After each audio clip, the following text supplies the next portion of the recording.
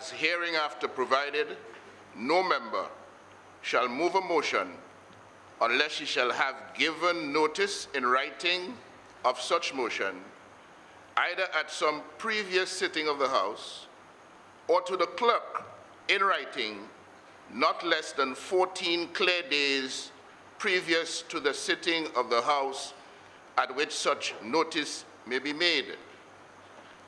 And then, Rule 31 provides for without notice motions. And it says, notwithstanding the provision of Standing Order 28, which I just read, notice of motion. The following motion shall be moved without notice. And it goes on to list them. A motion for the amendment of the minutes of the House or for the adoption, modification, or rejection of a report of any committee. A motion for the reference of any matter to a committee. A motion made when the House is in committee. A motion by way of amendment to any motion being debated in the House. A motion for the adjournment of the House or of any debate. A motion for the withdrawal of a bill. A motion for the recommittal of a bill. A motion for the withdrawal of strangers. A motion relating to matters of privilege. A motion for the suspension of a member. A motion for the suspension of any of the standing orders of the House. A motion that the question now be put. A motion made under the provisions of Section 18 of the Customs Import and Tariffs Ordinance, or any provision substituted for the same. So it seems to me, Mr. Speaker, that we ought to be moving a motion to suspend the standing order that prohibits this motion from coming without notice. While the member is reading, Mr. Speaker, yes. Can you also read Standing Order 32, please? Read 32, read it 32. Yes, and Honorable Prime Minister, no, you can read it, Honorable Prime Minister. Okay. Well, since I was wondering, since the member was in a reading mode, I wanted you to read also, because one cannot look at one particular standing order. You have to look at the totality of the situation. Standing Order 42 empowers the Speaker to allow this to happen, Mr. Speaker. And it says, 42 says, where a motion or any other proceeding of the House is one that requires notice, such notice may not be dispensed with except with the consent of the Speaker and the assent of the majority members present at the time.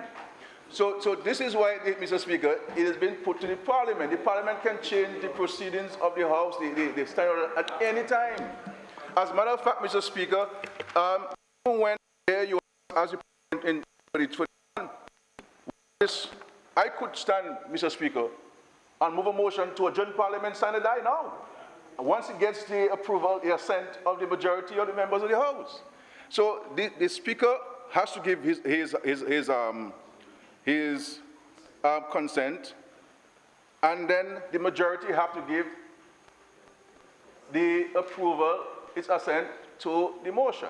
If the majority says no, then no is no. If the majority says yes, then yes is yes.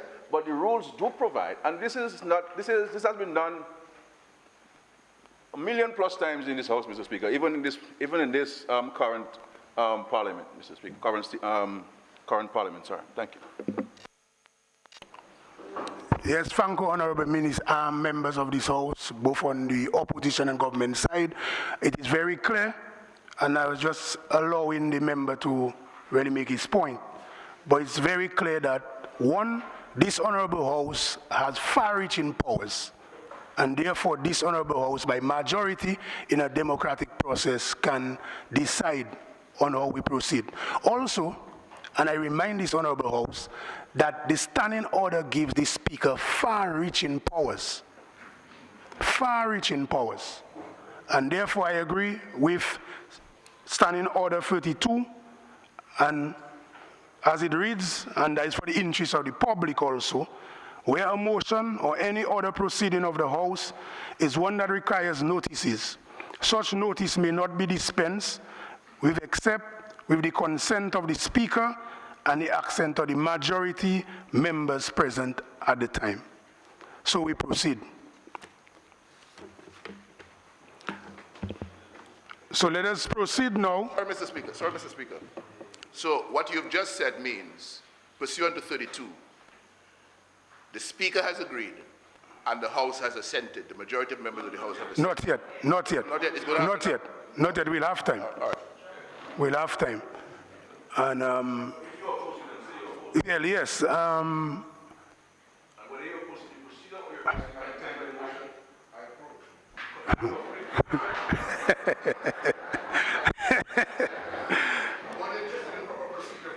Yes, yes, yes. Noted, noted.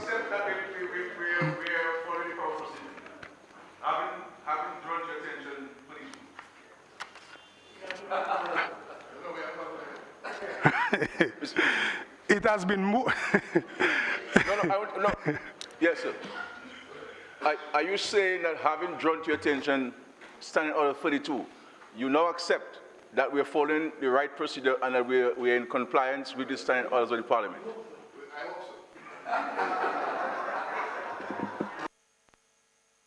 Okay, let's get on track. It's been moved that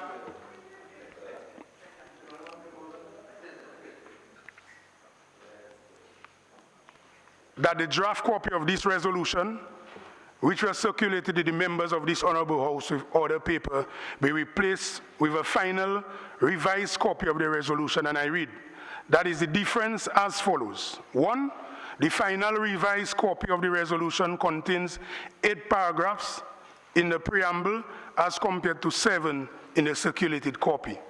And 2, that this resolution is linked to Section 52 of the Constitution of Dominica, which empowers this House to make rules for the orderly conduct of its own procedures. And also under item 13, to insert item 4, a motion that is the ending of the economic, commercial, and financial blockade imposed by the United States of America against Cuba, and the removal of Cuba from the list of state-sponsored terrorism. And both form part of the order paper. Those in favor? Aye. Those against? The ayes have it. Suspension standing order. Mr. Speaker, if you allow, before I speak to suspension of standing order 7.1 and 7.2, or 7.1 and 7.2, I want to, for future reference, to draw to your respectful attention, Mr. Speaker, standing order 23, 23A, B, C, D, E, F, G. Okay? I won't read them, I'll just draw it to your attention for future reference. And then standing order 24. But I am particularly concerned with regards to the practice of requesting written responses to questions. Written responses to questions will not find their way into the Hansards because the rules provide for a member to be asked a question and a minister to give a response. And that is the only way anything you say in the Parliament can in fact find itself in the records of the Hansard. The minister cannot pass a copy to the clerk and the clerk pass it on to the stenographers and say, well, put it in the Hansard. That is contrary to the rules. So just for the future, I want us to take note of that. A question must be asked because it's in the public interest for the public to know what is the question, 1, and 2, what is the response from the minister. It's not just for the private benefit of any one particular member of the House. Thank you. Noted. And I actually read through the questions, and you are pointing us, this honorable House, in the right direction. I think for the interest of the public, and we have been talking about good governance and transparency. I agree with you, and moving forward, we will really try to enforce it where instead of written response, let's deal with all matters, oral response, in the interest of good governance and transparency, because we really need the public to know what is happening. So I am noted, and we will proceed as advised.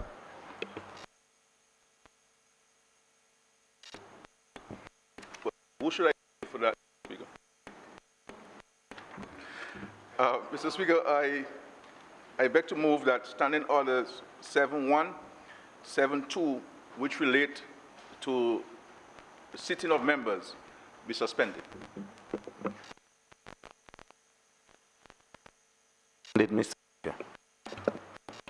It has moved Standing Orders point 1 or 7.1, 7.2, which relate to the sitting of members, be suspended. Those in favor? Those against? I think the ayes have it. Of very congratulatory remarks.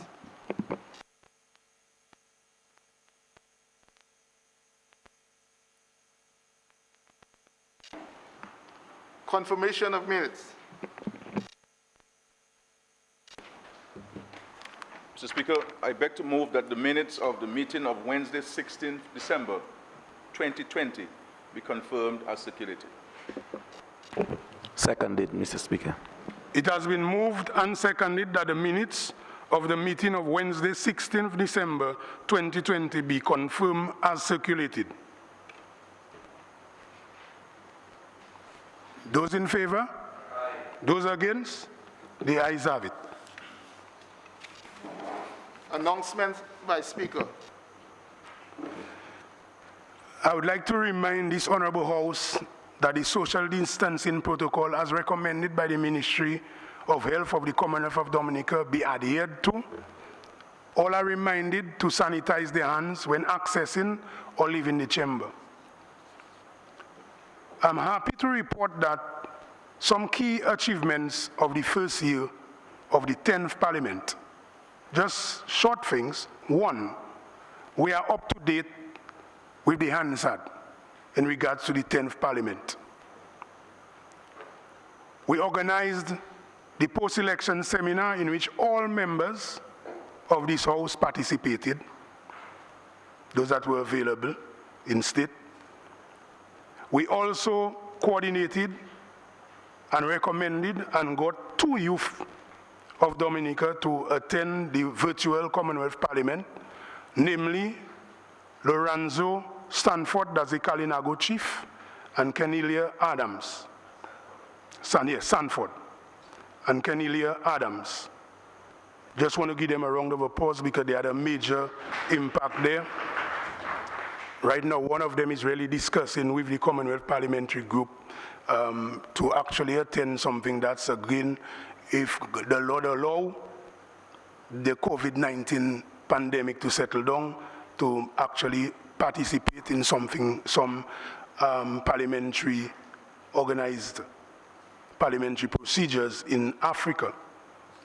We have also continued the process started by my predecessor in regards to the improvement of the legislature. Case in point, we have brought in the resolution there with the support of the executive branch there to bring in, and also in trying to adhere to the requests of the members on the opposition side in regards to payment of elected parliamentarians. We will seek to, as far as possible, bearing in mind costs to the country, to improve the legislature and to try to enhance its independence from the judiciary and also the executive branch. We again remind all members that on both sides that we are open to suggestions to improving the legislature. We will have a view of trying to see if we could get an independent website for the legislature. But again, we are welcoming all members and members of the public to at least give their views, or written or oral, to the chamber of the Speaker of the House for improvement of the legislature. Yeah, thank you.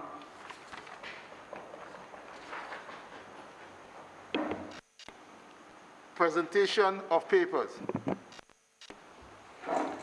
Mr. Speaker, I beg to lay the following papers on the table. 1, Climate Resilience Execution Agency of Dominica Creed 2019 End of Year Report. 2, Schedule of Supplementary Appropriation for the period July 2019 to June 2020. 3, Loan Agreement, Strengthening Resilience and Recovery Crisis Response Policy-Based Loan between the Caribbean Development Bank and the Commonwealth of Dominica. 4, Dominica Social Security Annual Report for 2018. 5, the Annual Report of Invest Dominica Authority for 2018. 6, the Financial Statements of Invest Dominica Authority for year ended June 30th, 2020. 7, Report of the Director of Audit on the audit of the public accounts for the financial year ended June 30, 2017. Thank you.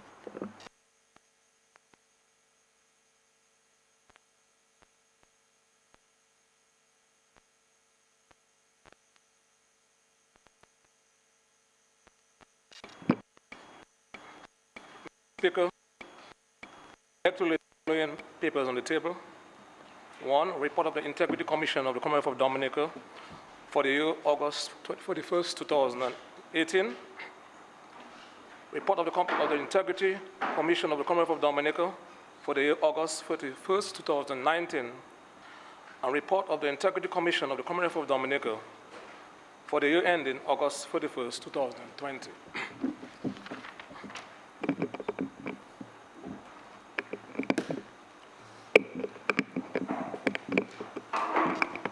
Government notices. Speaker, I beg to give notice that at a later stage of the proceedings, I will be taking all stages of the bill shortly entitled Supplementary Appropriation 2019-2020, Act 2021. Standing in the name of the Minister of Finance.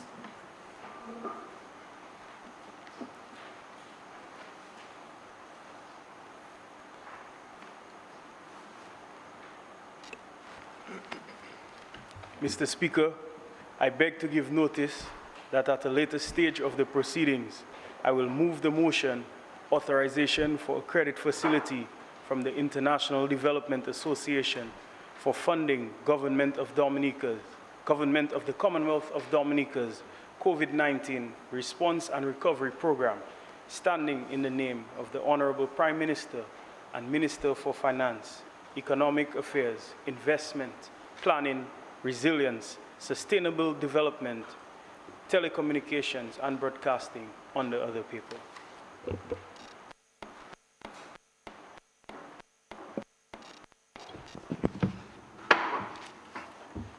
Mr. Speaker, I beg to give notice that at the later stage of the proceedings, I will be moving the motion ending of the economic, commercial, and financial blockage imposed by the United States of America against Cuba, and the removal of Cuba from the list of state-sponsored terrorism, standing in my name on the other paper.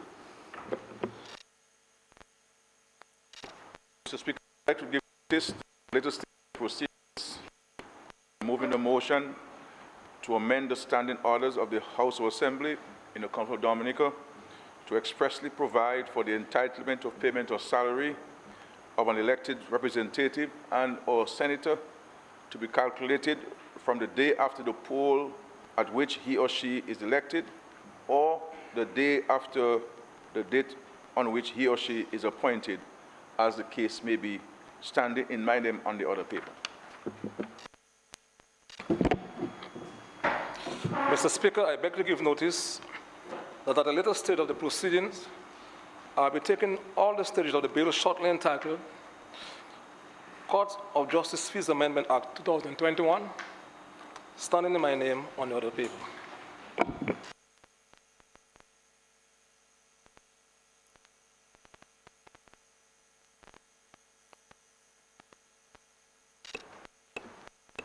Mr. Speaker, I beg notice at a later stage of the proceeding, I will be taking all stages of the bills shortly entitled Solid Waste Management Amendment Act 2021 and Forestry and Wildlife Amendment Act 2021, standing in my name on the order paper.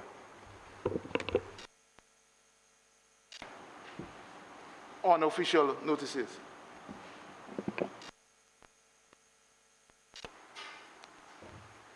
Mr. Speaker, I beg to give notice that at a later stage of the proceedings, I will be asking the questions in my name on the order paper.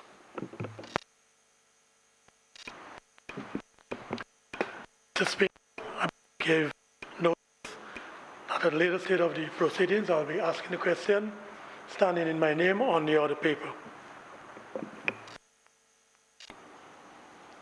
Questions?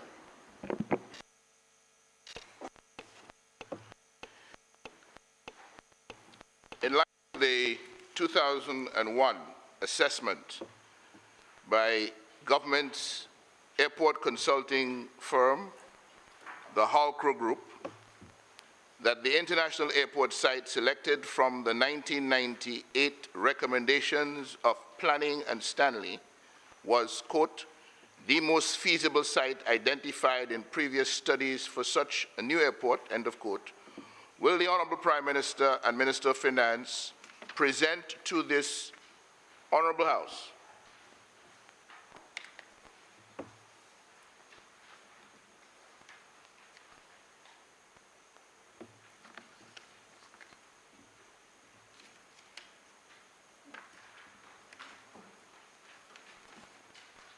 one,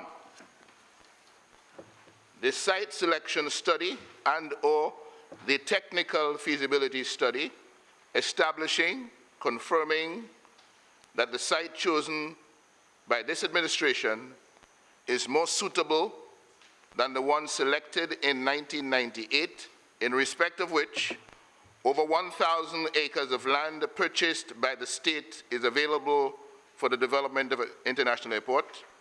And two, the social and economic justification for the significant disruption to the village of Wesley that will result from an international airport on the site selected by this administration.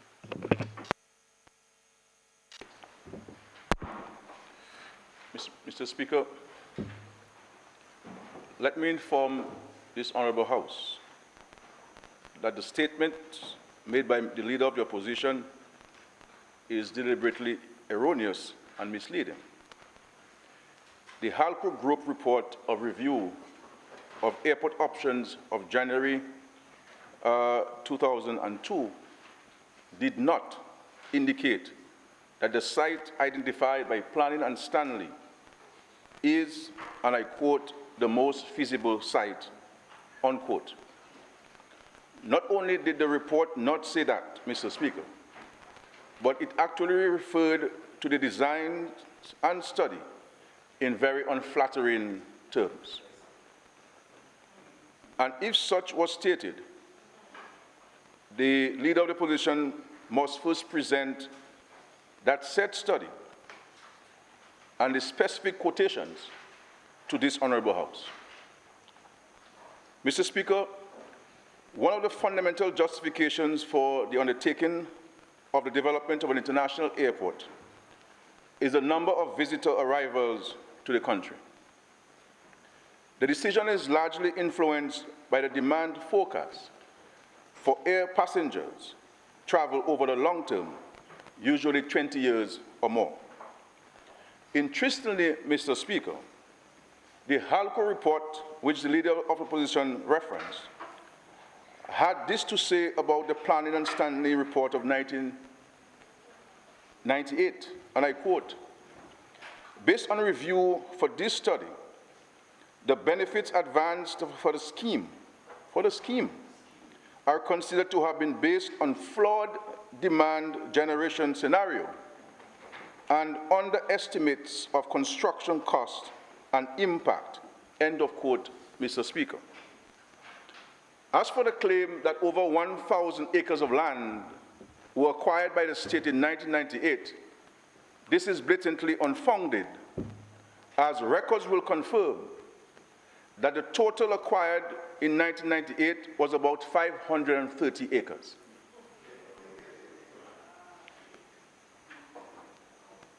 And Mr. Speaker, I wish to point out that when we came into office in 2000, we had to settle scores of individuals whose lands were acquired in 1998. Notwithstanding what I consider to be mischievous statements and misrepresentations, Mr. Speaker, I will proceed to apprise this Honourable House on the facts as they relate to the international airport and set the record straight about all the misinformation that has mischievously been distributed. In respect to site selection, Mr. Speaker, over the past 50 years, it is well documented that over 12 airport sites have been investigated for the potential construction of an international airport in Dominica. La Plaine, Douglas Bay, Cabritz, Point Round, Grand Savan, Canefield, Warner, Brent Ridge, Melville Hall, Crampton Point, Eden Estate, and various other alignment scenarios in the Wesley Woodfordale region, including the Planning and Stanley, and 3 alignment scenarios with Lundrum and Brown. These airport studies were all initiated due to the desire to drive a material growth in Dominica's economy by enabling same-day connection to key markets across the globe. While such market emphasis might have changed slightly over time, the main markets have remained relatively constant, with the potential inclusion of the Asian markets driven by changes in the geopolitical order.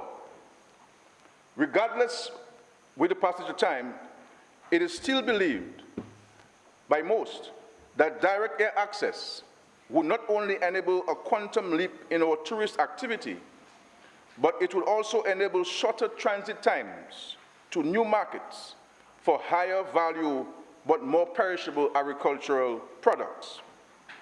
It is also expected to foster a more business-friendly environment. Additionally, Mr. Speaker, the reference to a 2001 study implies that the UWP has been asleep in a time capsule, and no additional work or studies have been done in the last 20 years as it relates to the realization of an international airport in Dominica.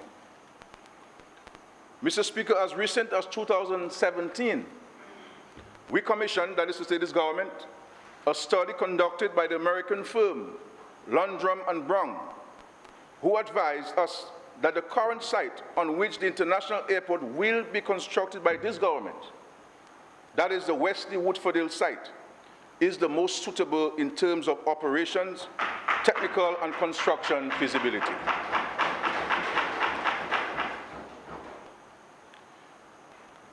You see, Mr. Speaker, as good stewards of this country's finances, we had to ensure that the main question of affordability would be answered for any site or design.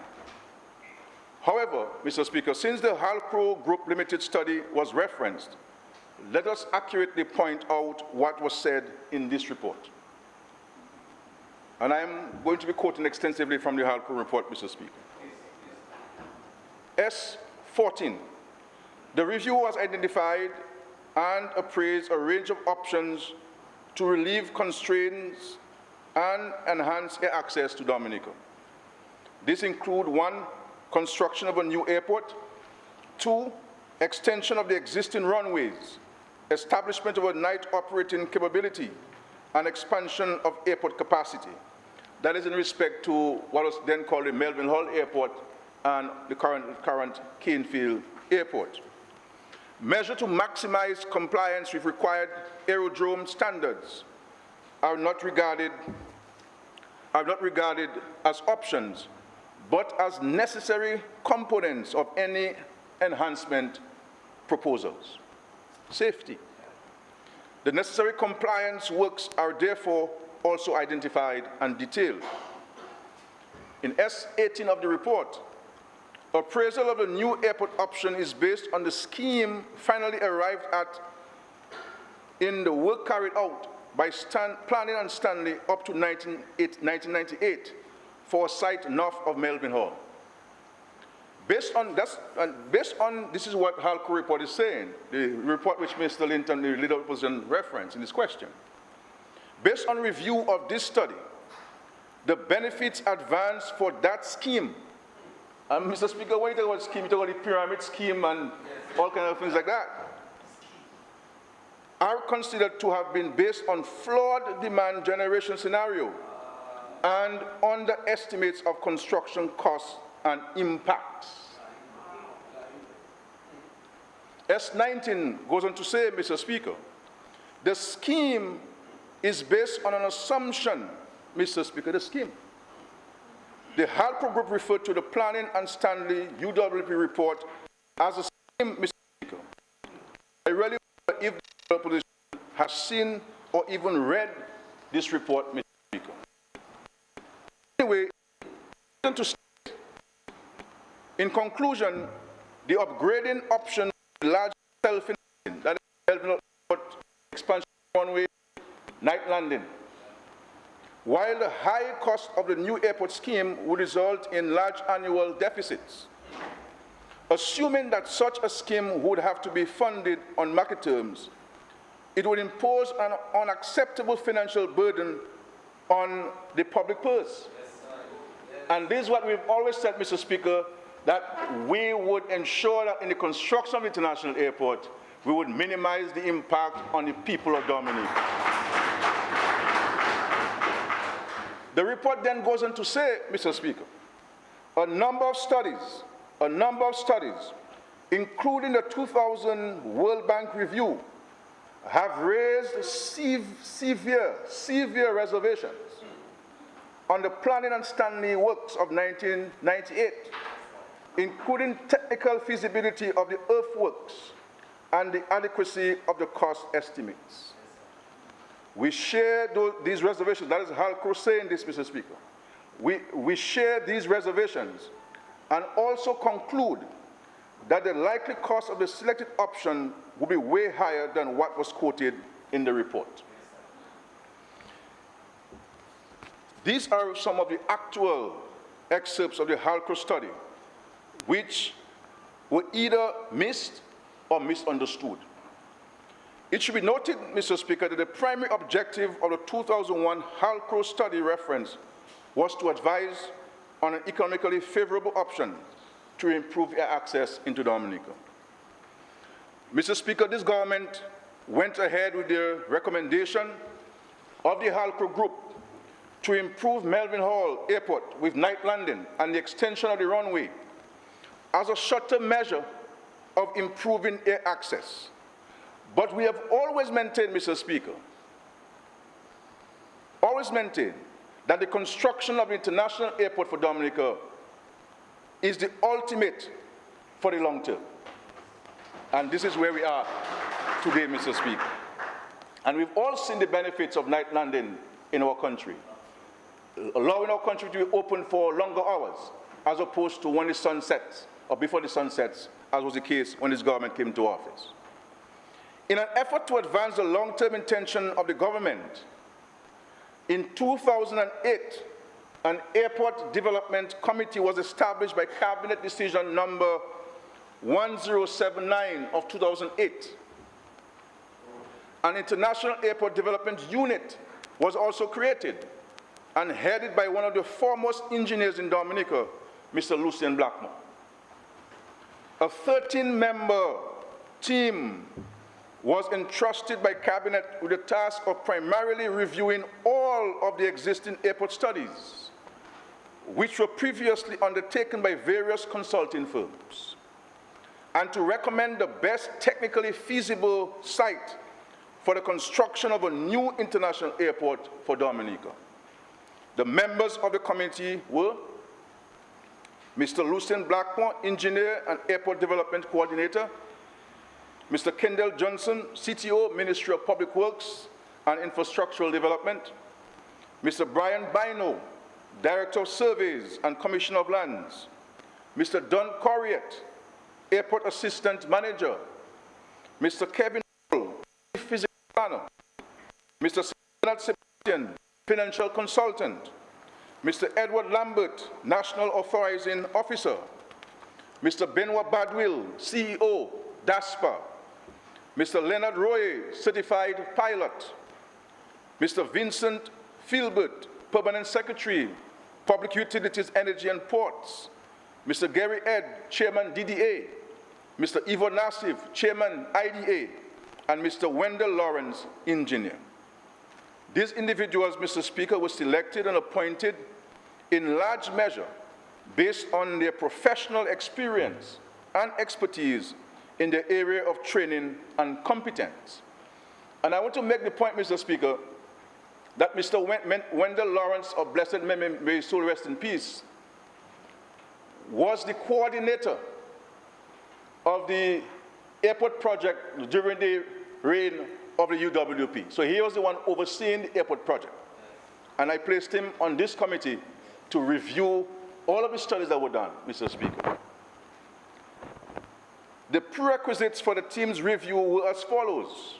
1, expanse of flat land that will meet the space requirement for the characteristics design aircraft, the Boeing 787-8 series, which needs a 10,480 feet runway. 2, terrain-ready ground with surrounding airspace that is free and clear of obstructions. 3, favorable meteorological conditions, particularly prevailing winds, crosswinds, and cloud conditions. 4, a site that meets the International Civil Aviation Organization ICAO standards and recommended practices, considerations, aviation and airport safety.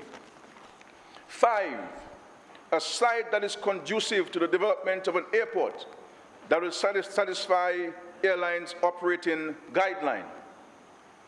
As it relates to the aforementioned basic requirements, it is common knowledge, Mr. Speaker, however, that the availability of terrain weather land is very rare in Dominica, and therefore identification of appropriate site calls for very careful technical scrutiny and evaluation.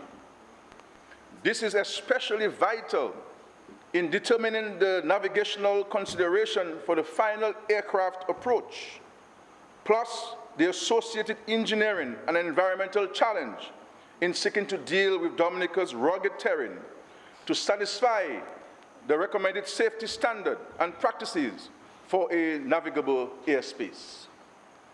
Some of the more severe associated constraints faced were as follows: extremely mountainous terrain, very limited obstacle-free surrounding surface aircraft, high incidence of crosswinds, more than 50 knots, especially along the west coast, sparse amount of flat ground, abundance of valleys, steep sided gullies, ravines, and rivers.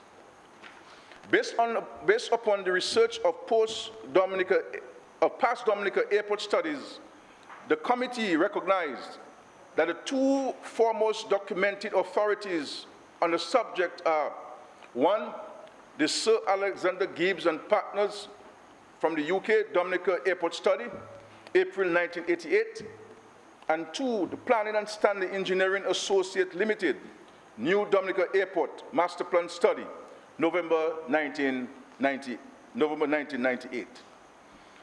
And listen very carefully, Mr. Speaker.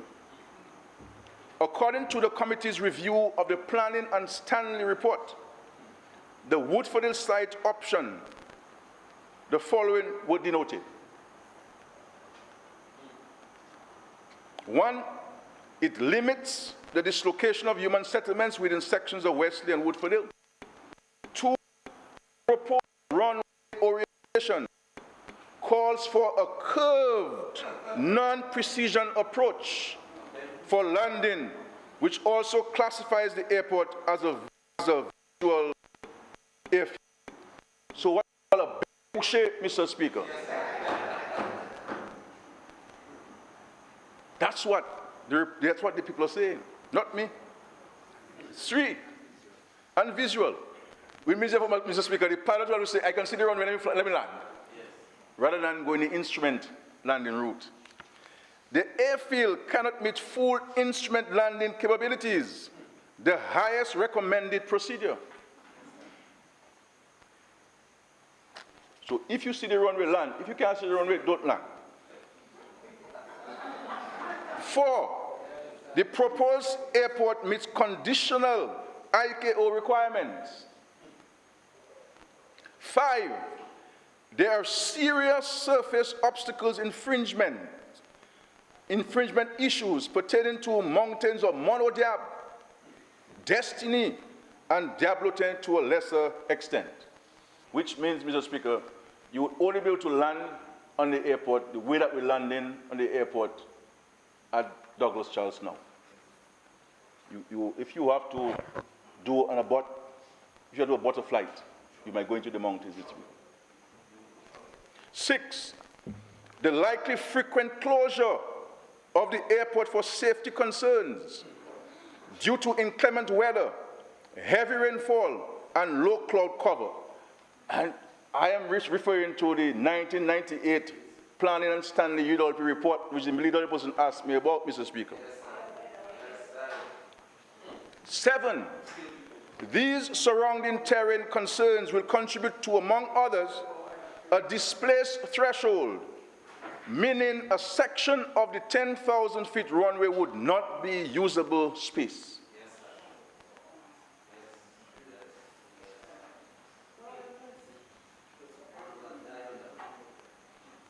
You see why, Mr. Speaker, they were part in government today? 8, the given limitations will require high-level negotiations with airline operators in order to get them included on their schedule and route. The report from the committee goes on to say, Mr. Speaker, the review of the 1988 Sir Alexander Gibbs and Partners Woodfordville site, on the other hand, revealed, 1, the orientation of the proposed runway allows for straight-on precision approaches. That's in Mitchell's report.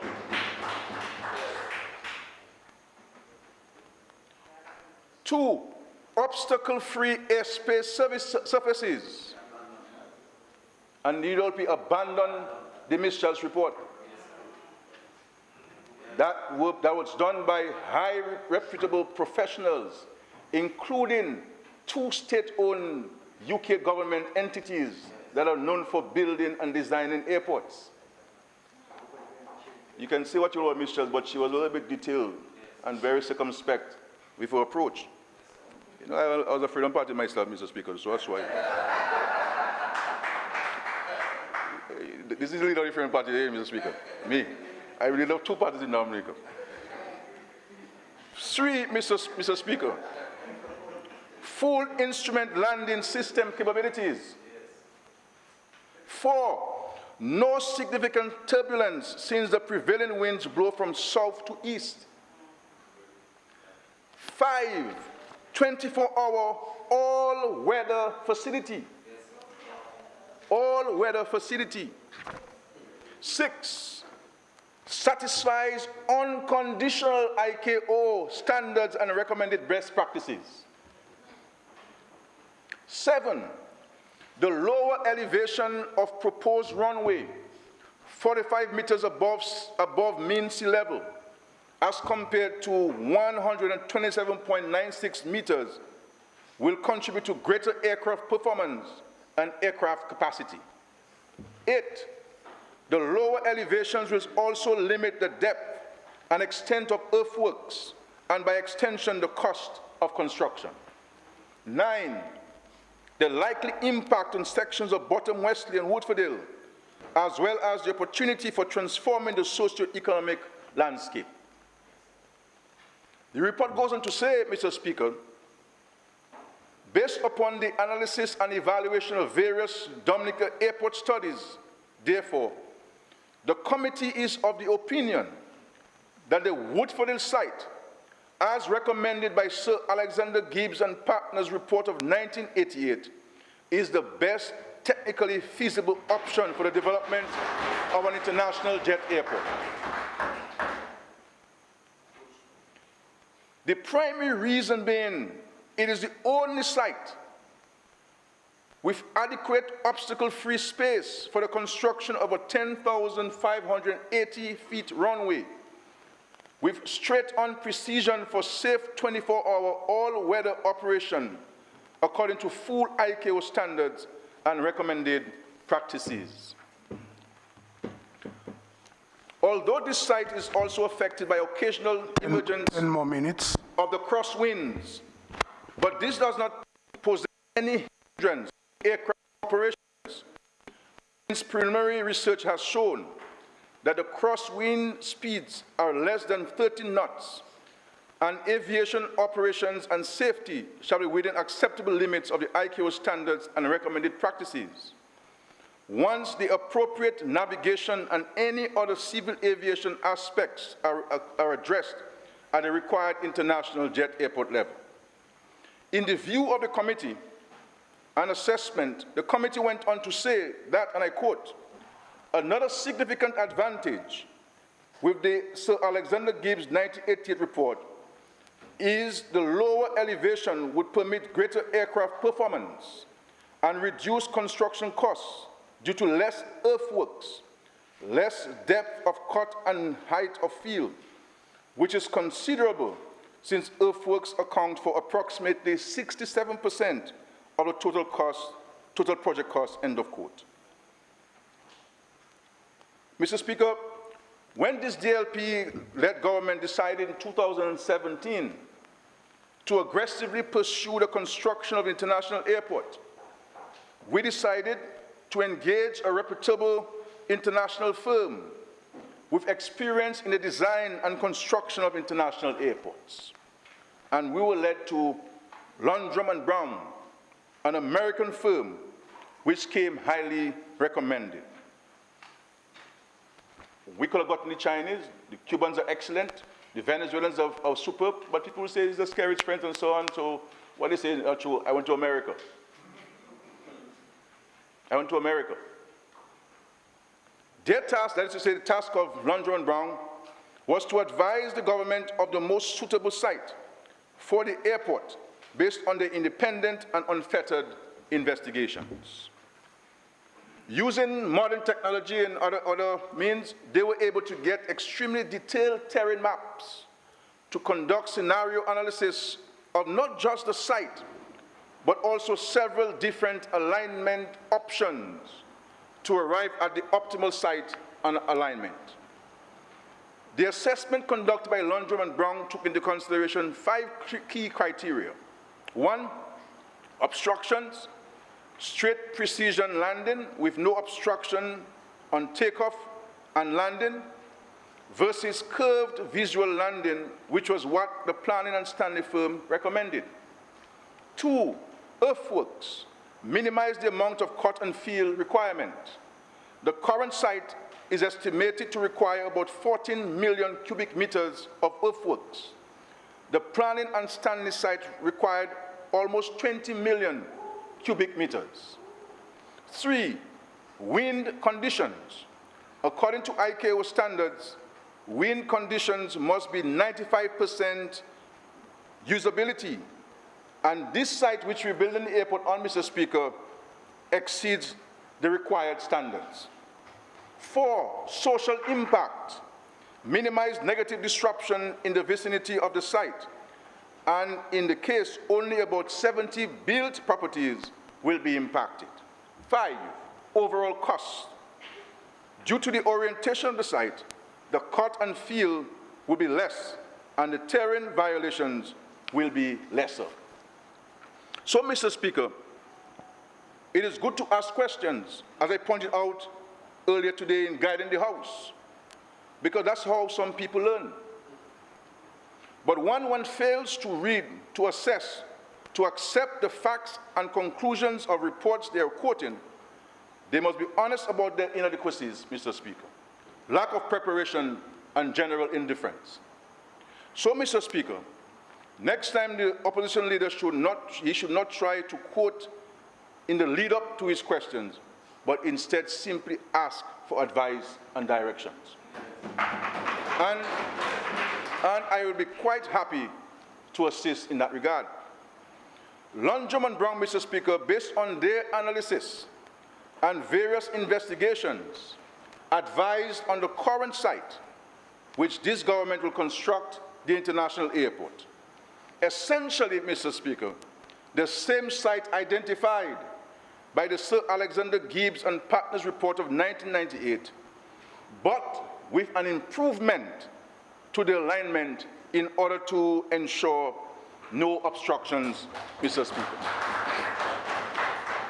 The government recognized that there would be an impact on some residences in Wesley, but we gave careful consideration to this particular issue. And even when I got the report, Mr. Speaker, I did not want to engage anybody in Wesley until I was satisfied as the Minister of Finance and the Prime Minister of this country that we had the means to build this international airport for Dominica. And we do have the means, Mr. Speaker. But, Mr. Speaker, tell me, where in Dominica or anywhere in the world could you do any major development without some kind of disruption? Far more for the largest infrastructural project that this country will conduct in its entire history. In St. Vincent and the Grenadines, Mr. Speaker, which successfully constructed its airport, 135 homes were affected. 135 homes. A Catholic church had to be relocated, Mr. Speaker. A cemetery with thousands of buried of tombs had to be relocated. Relics and historical artifacts had to be carefully taken off and transported. That's the reality. We're not a continent with large span of flatland. As indicated earlier, Mr. Speaker, the site selection process required a careful optimization within the 5 key criteria. The whole point of building a new airport is to facilitate safe, direct access from key source markets with minimal social impact and cost. Excuse me, Mr. Speaker. 5 more minutes. 5 more minutes, yeah. Mr. Speaker, I move that the Honourable Prime Minister be granted additional minutes to complete his response to the question.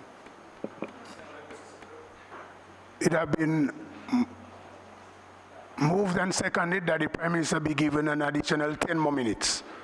Those in favor? Aye. Those against? I think that the ayes have it. Mr. Speaker, I apologize for being wrong, but I think it's necessary to the public and the Parliament this report. So bear with me, Mr. Speaker. Speaker, optimal alignment achieved the goal with only 53 occupied residences and 17 either abandoned, dilapidated, or unoccupied residences of the over 1,000 homes in Wesley. So really, Mr. Speaker, only 53 out of 1,000 homes in Wesley have been impacted. And you hear from the other side, Mr. Speaker, as if, well, we are crushing the whole of Wesley, Palm Tree, and Woodford Hill to build the airport. And these homes, Mr. Speaker, are on the edge of the village of Wesley, towards the Eden side. And the relocation program, which we are currently undertaking, puts a significant amount of lands previously acquired to good use for housing and agriculture. Mr. Speaker, we are building resilient homes for the people of Wesley, Palm Tree, and Woodford Hill. The utility infrastructure will be placed underground, consistent with what we did at Bellevue Shopping Housing Development and the other housing schemes that we have across Dominica. Everyone whose home we have acquired will be better off, Mr. Speaker. The government has taken careful consideration with regards to compensation, whether for crops, land, or house and land, these wonderful people, Mr. Speaker, because that was one of my main concerns, whether we're going to get the cooperation of those who were directly affected. And I must say to this House, Mr. Speaker, these people have been nothing but cooperative. They have issues as they negotiate, Mr. Speaker, but these are not unreasonable issues and concerns which people have. They will have, Mr. Speaker, one of the most exciting housing developments anywhere in the region. Those persons who are affected. And I thank them, Mr. Speaker, for their unwavering cooperation and understanding. And I tell you, Mr. Speaker, the Joe Burton site, where those homes have been constructed, is a premium site with spectacular views from all directions, Mr. Speaker. As a matter of fact, Mr. Speaker, the Joe Burton site, the value of the land there is higher than where those persons who we are relocating, Mr. Speaker. And every one of them is getting a larger lot to build their homes than which we are acquiring from them, Mr. Speaker. Mr. Speaker, farmers who had been squatting on state lands for many years have been regularized. Now they can have a lease with the government with a grace period and payments so they can plant and produce with no threat of eviction hanging over them. This will also empower these farmers who have been granted leases to be able to contract loans at financial institutions. We have settled farmers for their crops, even those who were squatting, Mr. Speaker, because we were not obligated in law to provide them with any kind of support for squatting on government lands. But we recognize that they had crops and they were given an allowance to help with their relocation. One of the criticisms of the location of the UWP airport site was the inevitable impact it would have had on agriculture. And you recall, Mr. Speaker, because you are a student of contemporary history,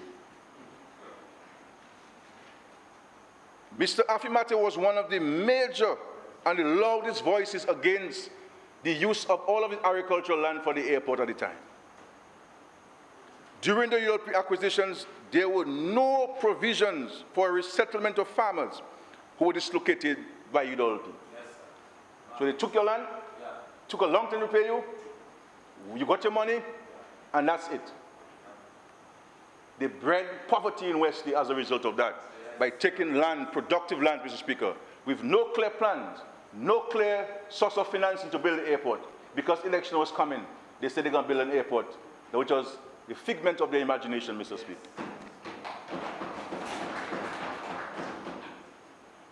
So, Mr. Speaker, in other words, the little farmer, and indeed the big farmers, were abandoned and left destitute. Unlike the UWP, Mr. Speaker, this Labour Party-led government has ensured that land be put back into production by allocating over 150 acres of land for agriculture in Wesley. Our mission is to ensure that everyone impacted is not only made whole, but made better. As a result, we intend to mitigate any negative social disruptions. Mr. Speaker, we all can imagine the many opportunities during the construction of the airport and the benefits during its operations. Mr. Speaker, no churches, cemeteries, or other major village landmarks were impacted. In respect to the Wesley Primary School, recognizing that there may be a noise factor, we have decided that we will build a brand new Wesley Primary School for the people of Wesley.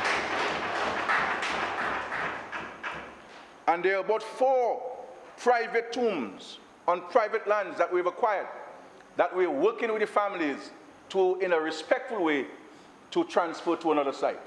And we are also making a limited financial contribution to that process, Mr. Speaker, to each of these people. And I must say that they all understand this. And as we compensate owners, because it's an ongoing process, Mr. Speaker, the number of intricate details legally that you have to be mindful of when you are paying for land. We are already seeing the impact of cash in the hands of individuals, Mr. Speaker. And this is why I wish to advise them to manage funds, because funds were never meant to be spent, they were meant to be managed wisely and prudently, and invest to get ready to take advantage of the tremendous opportunities during construction, as well as when the airport begins full operations. And I could go on and on, Mr. Speaker, of the tremendous opportunities to be had with such a project, but time does not permit me. Let me inform this Honourable House, Mr. Speaker, that the final agreement for the construction of the international airport will be signed, by the grace of God, in the month of May 2021.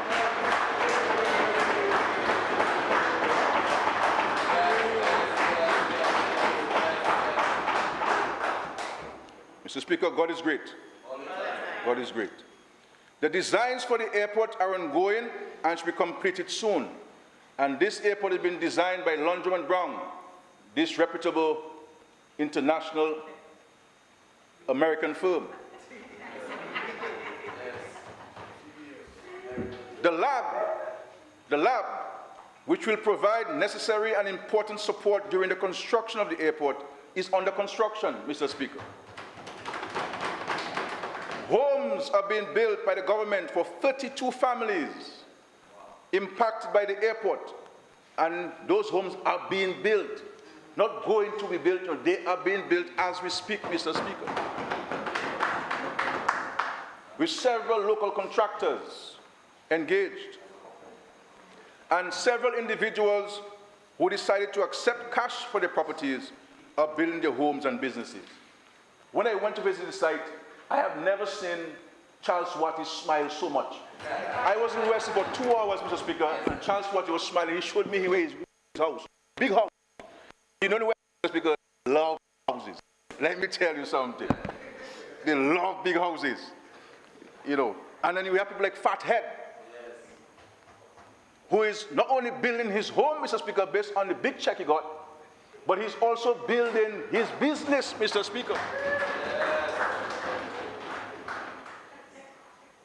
His business.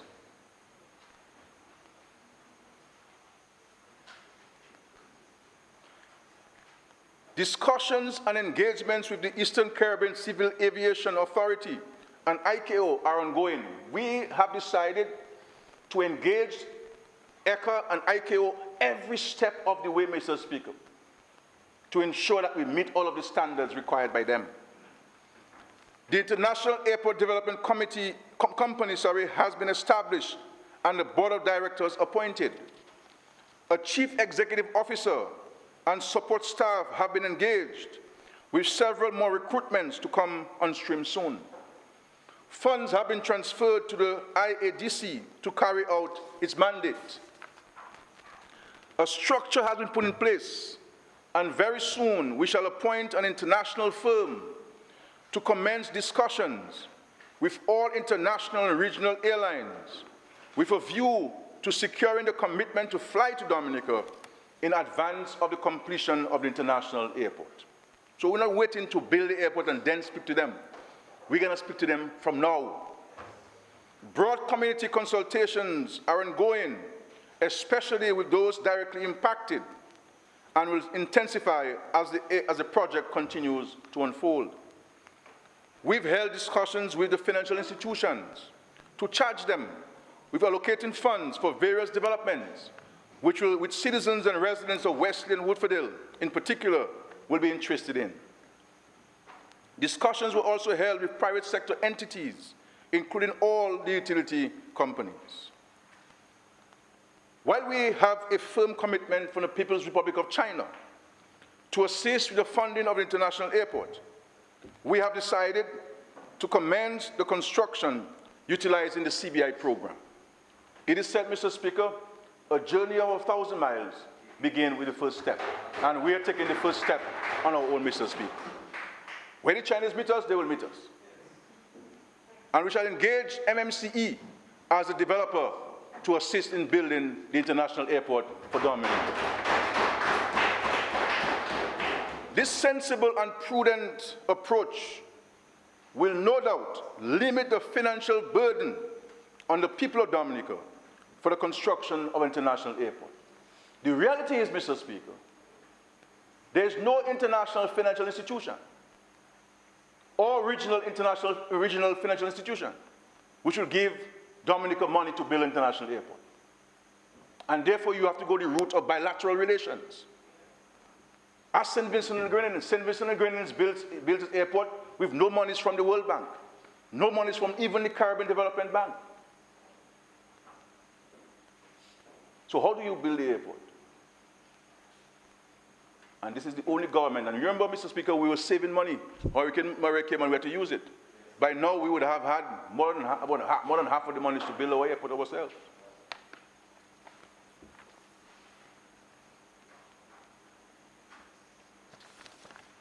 Mr. Speaker, a lot more could have been said and can be said. But I will end in the interest of time to express on behalf of the government and people of Dominica, and on my own personal behalf as the leader of this country, our profound and sincere thanks and appreciation for the extraordinary show of maturity, understanding, cooperation, collaboration, and advice given to this project by the people of Wesley, especially those whose properties have been acquired.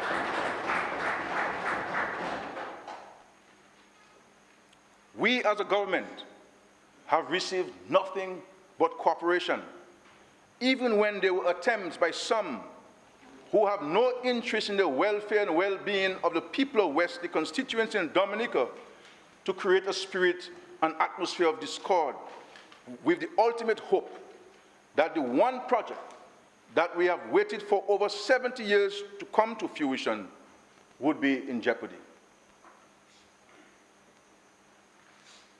But God is great, Mr. Speaker. And it is taking this Labour Party, as has been the situation in the history of Dominica, any and every major infrastructural development you see in Dominica was done by the Dominica Labour Party. And I say so with the greatest of humility, Mr. Speaker, greatest of humility, that I don't think that there's any other entity in Dominica that would have the fortitude and the ability to build this international airport that will cost us several hundreds of millions of dollars, and that will not impact the Treasury of Dominica in respect to loans, is this current administration called the Dominica Labour Party. So I thank you, Mr. Speaker, for your indulgence and for the indulgence of the House, Mr. Speaker. Thank you very much.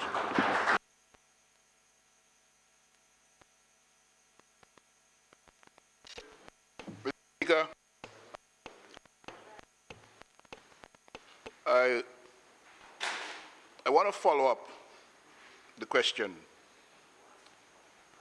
posed to the Prime Minister with a clarification which he invited by suggesting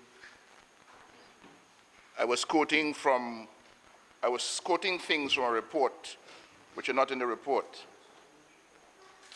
And for clarification, Mr. Speaker, I want to make the observation that the Halco report of 2002 was commissioned by the government of Dominica in order to defeat, to provide arguments, justification to defeat the economic viability of the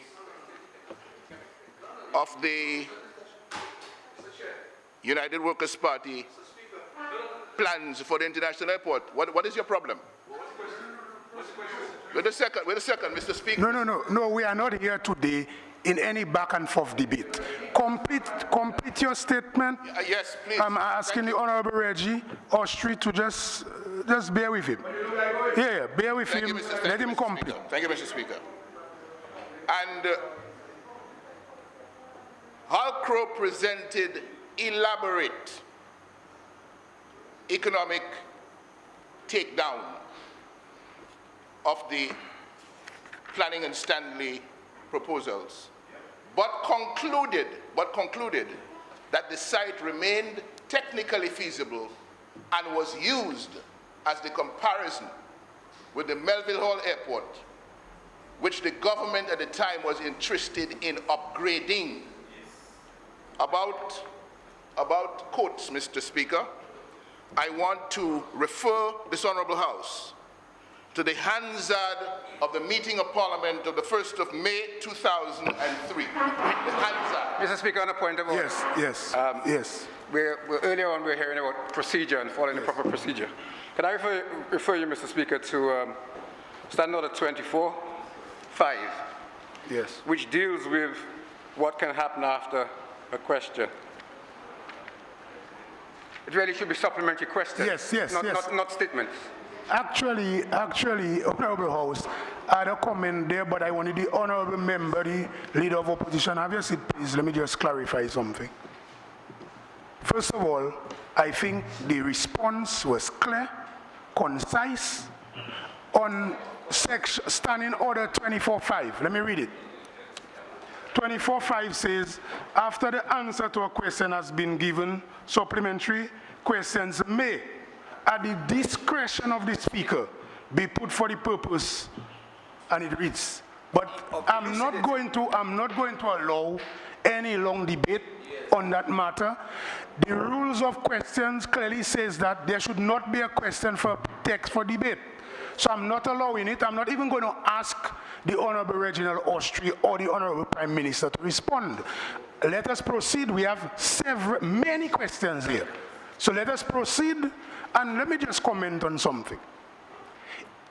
In recognition, and this is not only for the members of this Honorable House, this is for the general public. In recognition of the fact that the opposition in the last election did not do well. So they only had 3 seats and 4 senators out of it. In recognition of that, I have, in my own deliberate judgment, allowed a lot of leeway, had patience.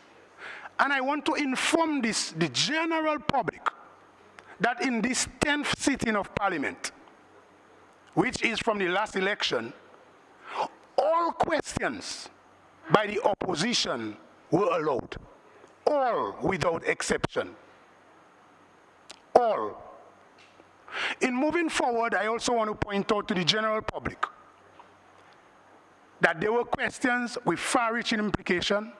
We did minor adjustment, just maybe in grammar. Even some questions we think, based on the rules, should not be allowed. I've allowed them. Yes. In the interest of transparency, good governance, and weighing the fact that, in terms of the numbers of the opposition, is a weak opposition in terms of numbers. So I've allowed that. Now I'm pointing that out so that when we reach on the debate in regards to the supplementary appropriation, I'm anticipating that we'll want to bring matters of issue of money missing. I want to also point out to the members of this Honorable House and to the general public that there were no questions trying to imply monies were missing, so I will not allow that in the debate, and I'm saying that up front. So proceed with your questions that you have submitted. We have taken all your questions. So proceed, please. The next question, no question. No, Mr. Speaker, I'm not asking a follow-up question. Okay. You sat there in the chair and you heard the Prime Minister, in his answer to the question, invite me to indicate where I got my quotation from. And I'm referring this Honourable House to the Hansard of the meeting of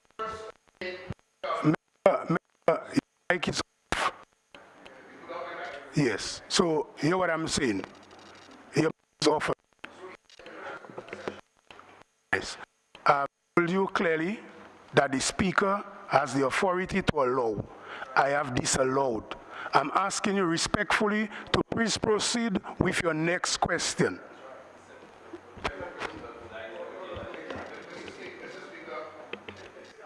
Mr. Speaker, Standing Order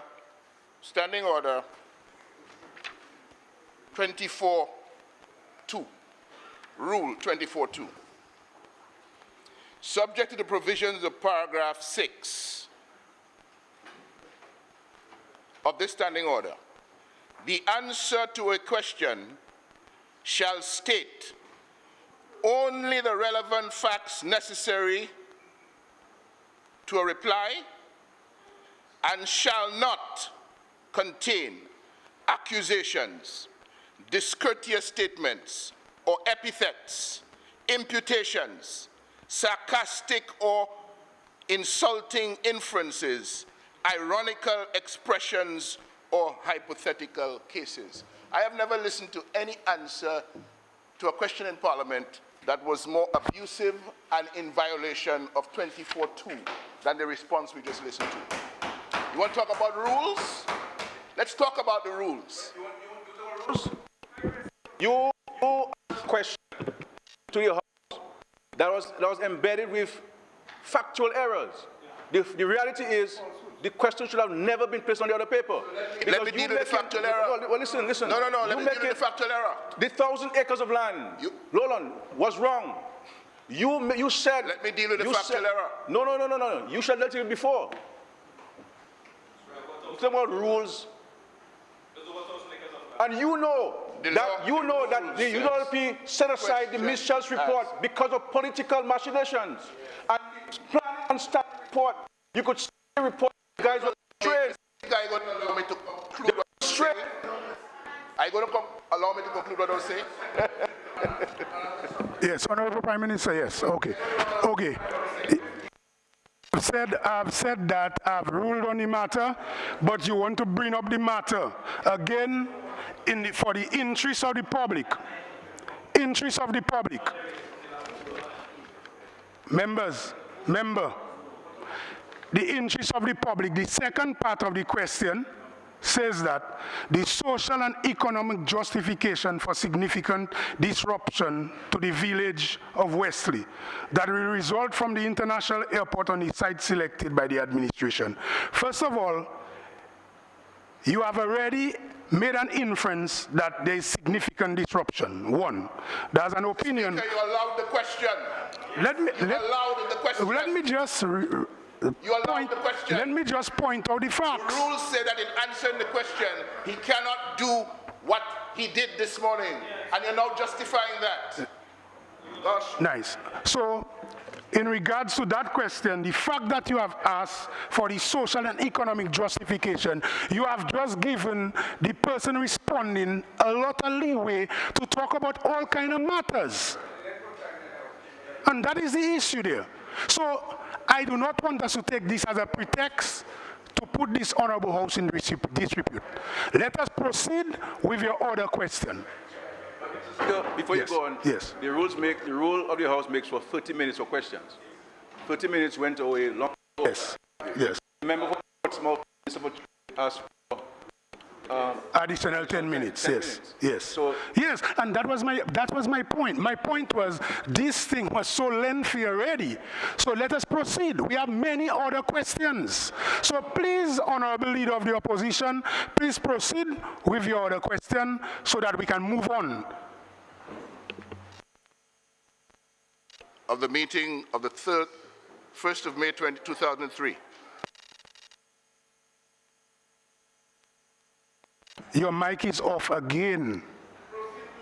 So, are you going to proceed with your next question, or you do not want to ask the question because you have your own opinion on the response you receive? I am simply asking for less than a minute to respond to an accusation hurled at me by the Prime Minister in response to the question I posed. I am not allowing any of that. Let us proceed. Then I'm throwing any question to this particular minister on on the matter. No, I'm going to rule that. So you could have your seat there since you have withdrawn. Okay, I'm going to allow, in the interest of, again, transparency and the public interest, I'm going to read the question and allow the Honorable Prime Minister to respond to the question because it is on the order paper.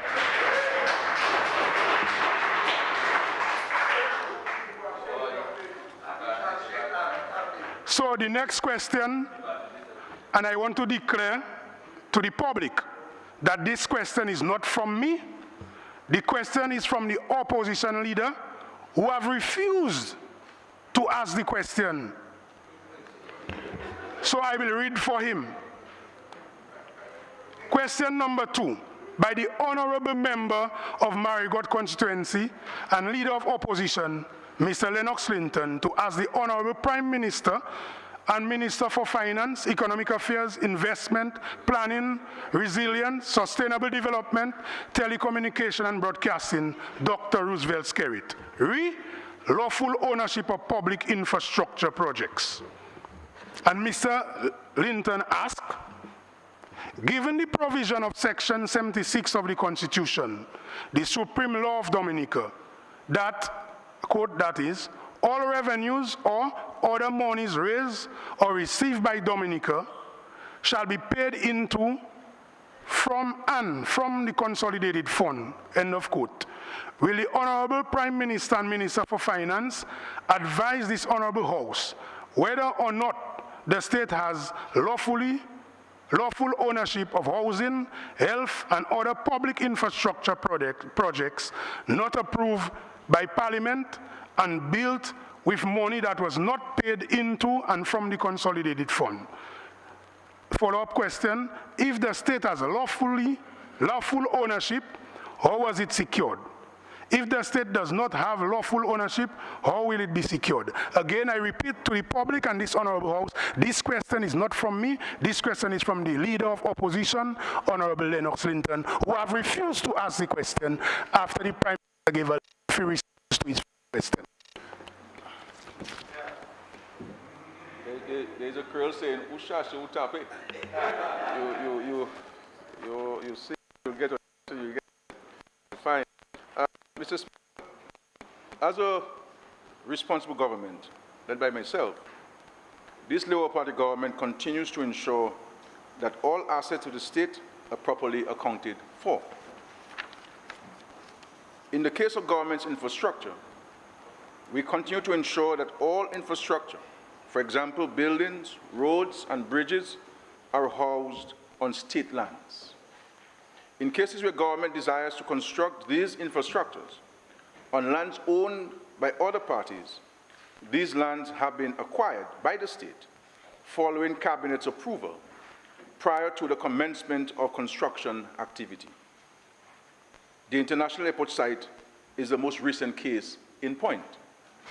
Section 2 of the Conveyance and Law of Property Act, Chapter 5401 of the 2017 revised laws of the Commonwealth of Dominica states, and I quote, land, which includes land of any tenure, houses and other buildings, mines and minerals, and other corporeal hereditaments. Further, Mr. Speaker, if one is to undertake a simple research of the common law definition of word land, he will find that land includes the physical surface of the land, everything that grows on or underneath that surface, anything permanently affixed to that surface, such as buildings, and the airspace above the surface. Therefore, Mr. Speaker, there is no reason why anyone should be concerned about the rightful owner of the properties being constructed by the government on government's property. So in the case of Collio Health Center, Mr. Speaker, we acquired the land from the Catholic Church. And in the case of the airport, we have acquired the land, Mr. Speaker. So when the Marigot Hospital is completed, the Marigot Hospital will belong to the government and people of Dominica, like all of the health centers. The houses that we have built, the apartments and individual homes, we have ensured that we acquired those lands, where they're private lands, and those lands, those homes belong to the state. This is why the state has been in a position to dispense of them in the manner in which the state so desires. The apartments that we're building opposite the grammar school, this land belonged to the state originally. We had handed over to the Methodist Church in respect to lands that were acquired or taken from Methodist Church in the 1995-2000 period. And we have agreed on a compensation amount based on the request of the superintendent of the Methodist Church. And so these apartments are being built on state lands. So all of these things, Mr. Speaker, all of these properties, infrastructural properties, as referenced in the question there, housing, health, and other public infrastructure projects are being built on state properties, and they rightfully belong to the state and to the people of Dominica. And we look forward to more of that, Mr. Speaker, in Dominica, so that we can continue to improve the wealth and well-being and the economic prospects of the Commonwealth of Dominica. And the international airport, Mr. Speaker, we can't wait for that to start.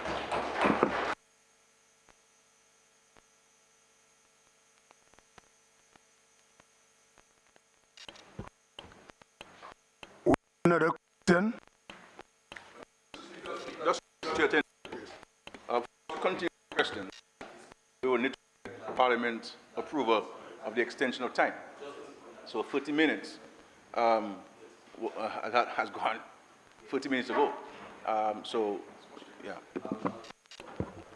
Yes. Well, again, it's up to Parliament to decide whether we want to proceed with the order. Yes, yes.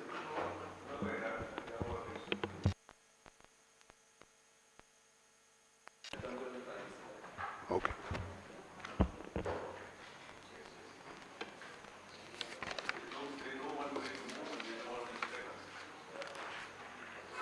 Okay. So we'll proceed to the other item on the other paper.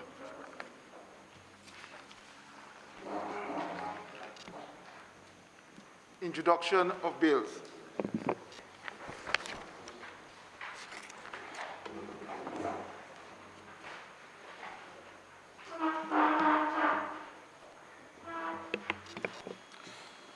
Mr. Speaker, I move that the bill shortly entitled Cost of Justice and Fees Amendment Act 2021 be read the first time. Seconded. Courts of Justice Fees Amendment Act 2021.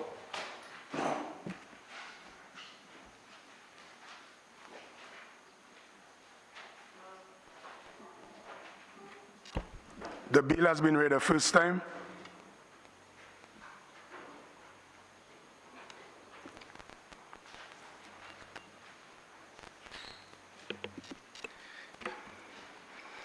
Mr. Speaker, I move that the bill shortly entitled Solid Waste Management Amendment Act 2021 be read a first time. Candidate Speaker. The bill has been read the first time. Solid Waste Management Amendment Act 2021. Yes, the bill has been read the first time. Mr. Speaker, I move that the bill shortly entitled Forestry and Wildlife Amendment Act 2021 be read the first time. Seconded, Mr. Speaker. Forestry and Wildlife Amendment Act 2021. The bill has been read the first time. Public business, government business, motion.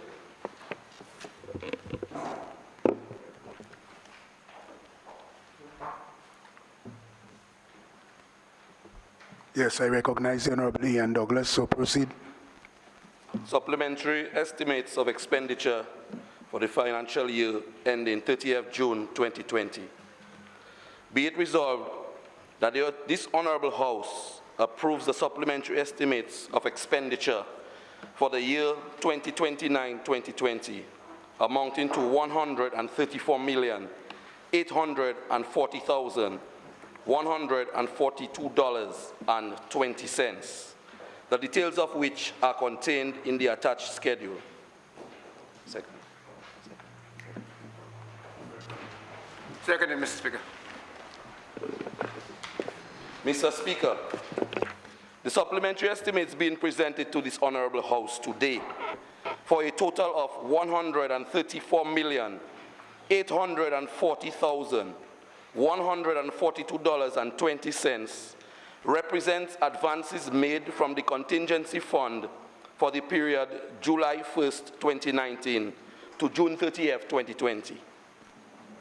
Section 81 of the Commonwealth of Dominica Constitution Order 1978, as well as Section 12 of the Finance Administration Chapter 6302 of the 2017 revised laws of the Commonwealth of Dominica, allow government the flexibility of incurring expenditure not originally approved in the annual budget, where it is deemed necessary, and subsequently seeking the approval of the Parliament for such spending.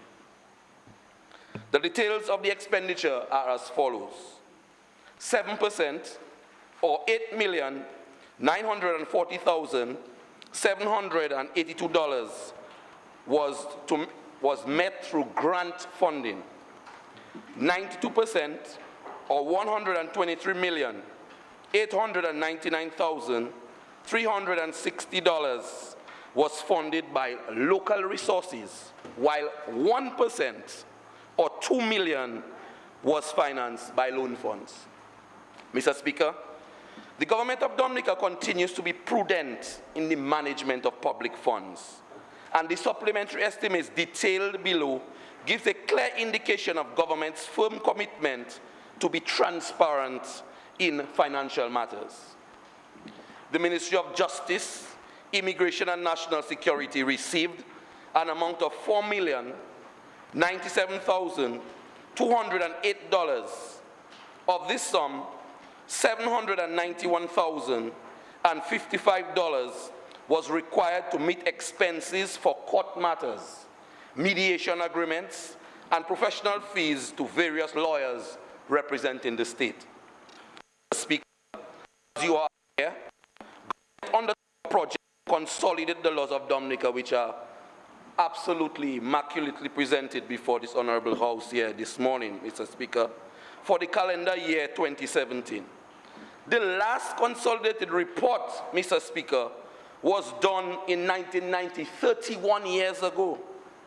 The 2017 consolidation was done by the Law Revision Office of the Ministry of Justice, Immigration and National Security. However, the publishing of the revised laws, which including editing and printing, was outsourced at a cost of $547,200. The laws are currently available for sale to the general public, and also we have even updated our procedure in that respect to make the laws available on CD-ROM, and you can buy a pen drive with the laws for those of us who are IT savvy, Mr. Speaker. First time, I believe, in the history of our laws that we actually have the electronic versions. An amount of $2,758,953 was also appropriated to facilitate payment to Canadian banknote for the continued maintenance of our passport management systems. Mr. Speaker, the Dominican electorate went to the polls on 6th of November 2019 to elect the new government. As a result, an additional sum was appropriated to elections in the amount of $1,811,886 to defray expenses relating to the 2019 general elections. The government of Dominica, in its thrust to continue to empower the youth and to provide social safety nets for our people, made available an additional sum to the tune of $22,886,381 to the Ministry of Trade, Energy and Employment for the National Employment and Mentorship Program, more popularly known as the NEP. Mr. Speaker, the program continues to be a nursery for young professionals to gain an on-the-job training while being appropriately compensated. The beneficiaries of the program have advanced their skills and gained experience which have allowed many of them to successfully graduate into permanent employment. Mr. Speaker, with respect to the office of the Prime Minister, the sum of $2,928,666 was appropriated as follows. $2,048,844 was approved to meet payment of housekeeping and maintenance services at the former Ross University facilities, which was transferred to the government of Dominica. $74,595 was allocated towards remuneration for the committee tasked with the responsibility of executing the Thanksgiving and Celebration concert, which marked the 2nd anniversary of Hurricane Maria.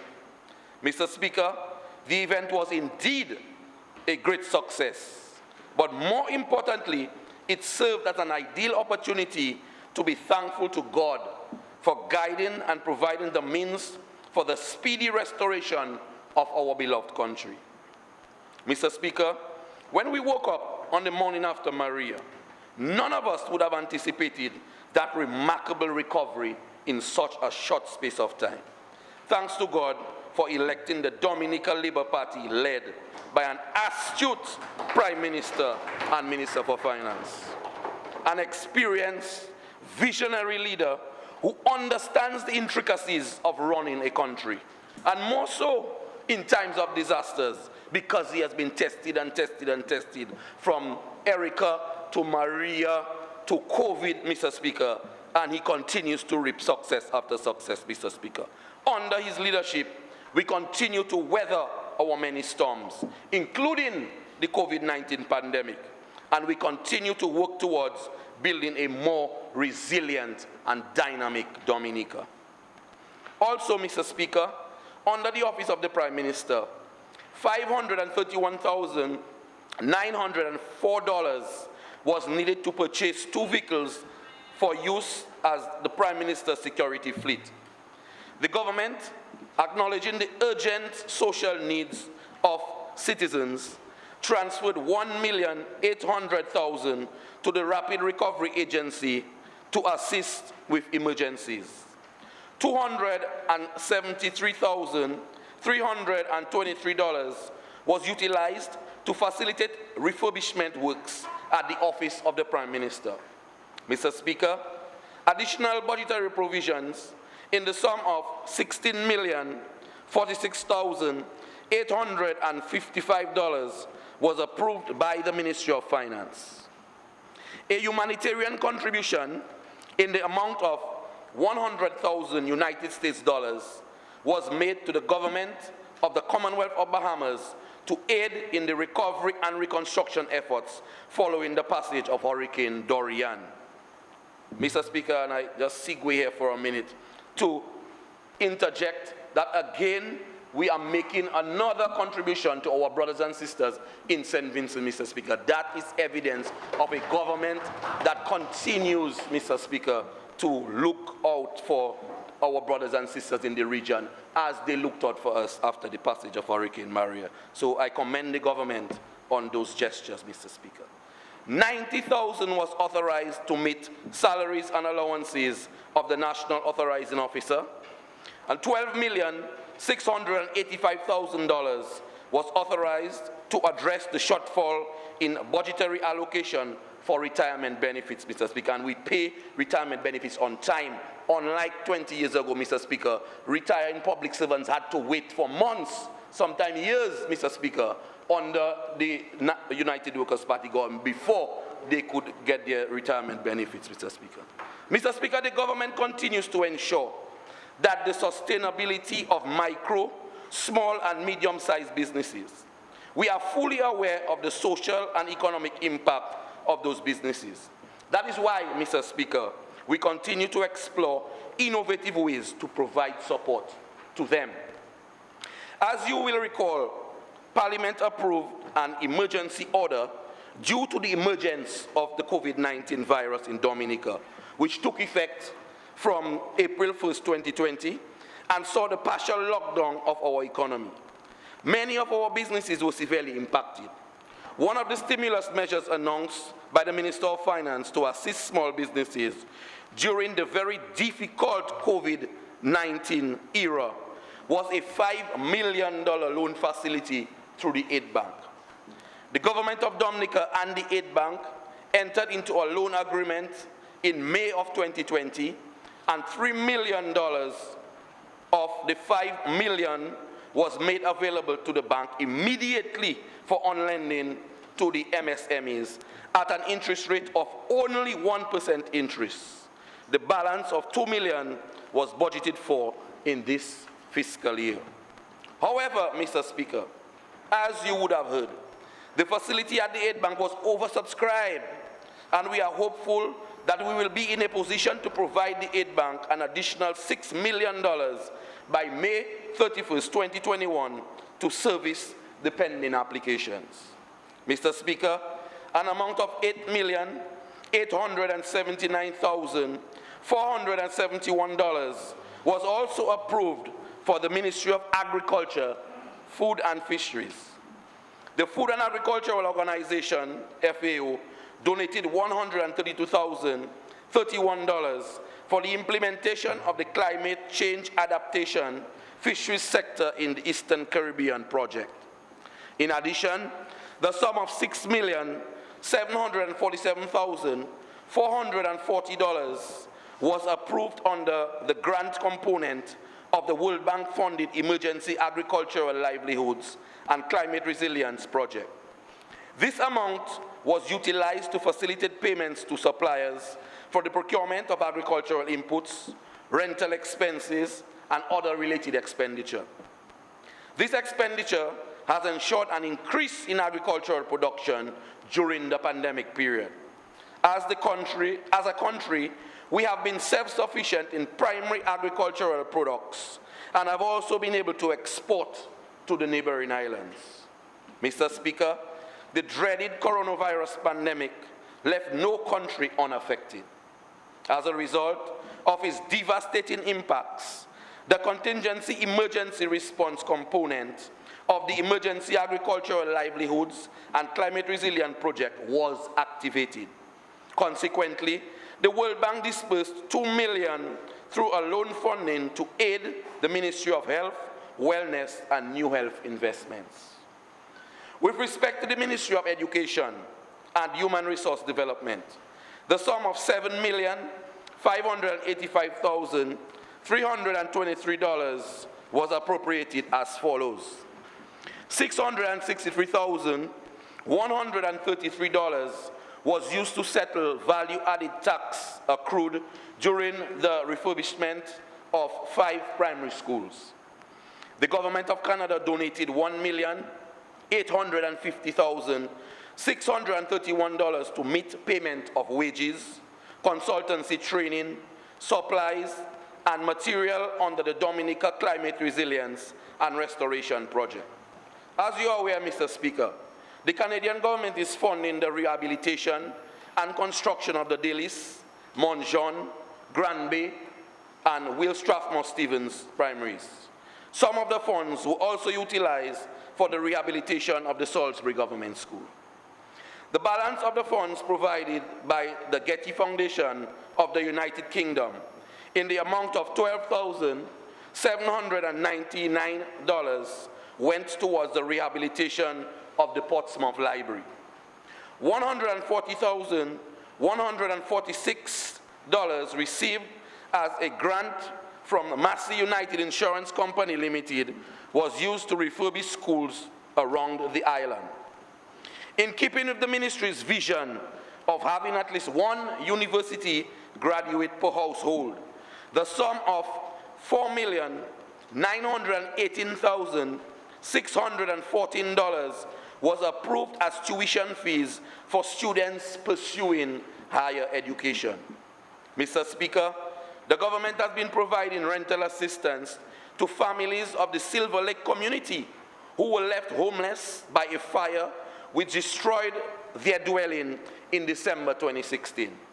An amount of $19,200 was appropriated for the purpose for the period July 1st, 2019 to December 31st, 2019.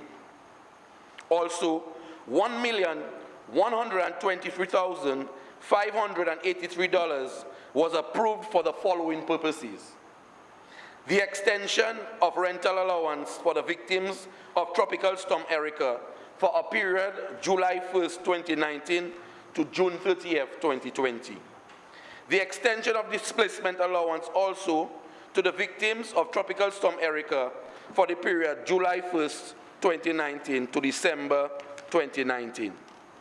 Payment of salary and traveling allowance in favor of the coordinator of the help desk, Tropical Storm Erica, for the period July 1st, 2019 to December 31st, 2019.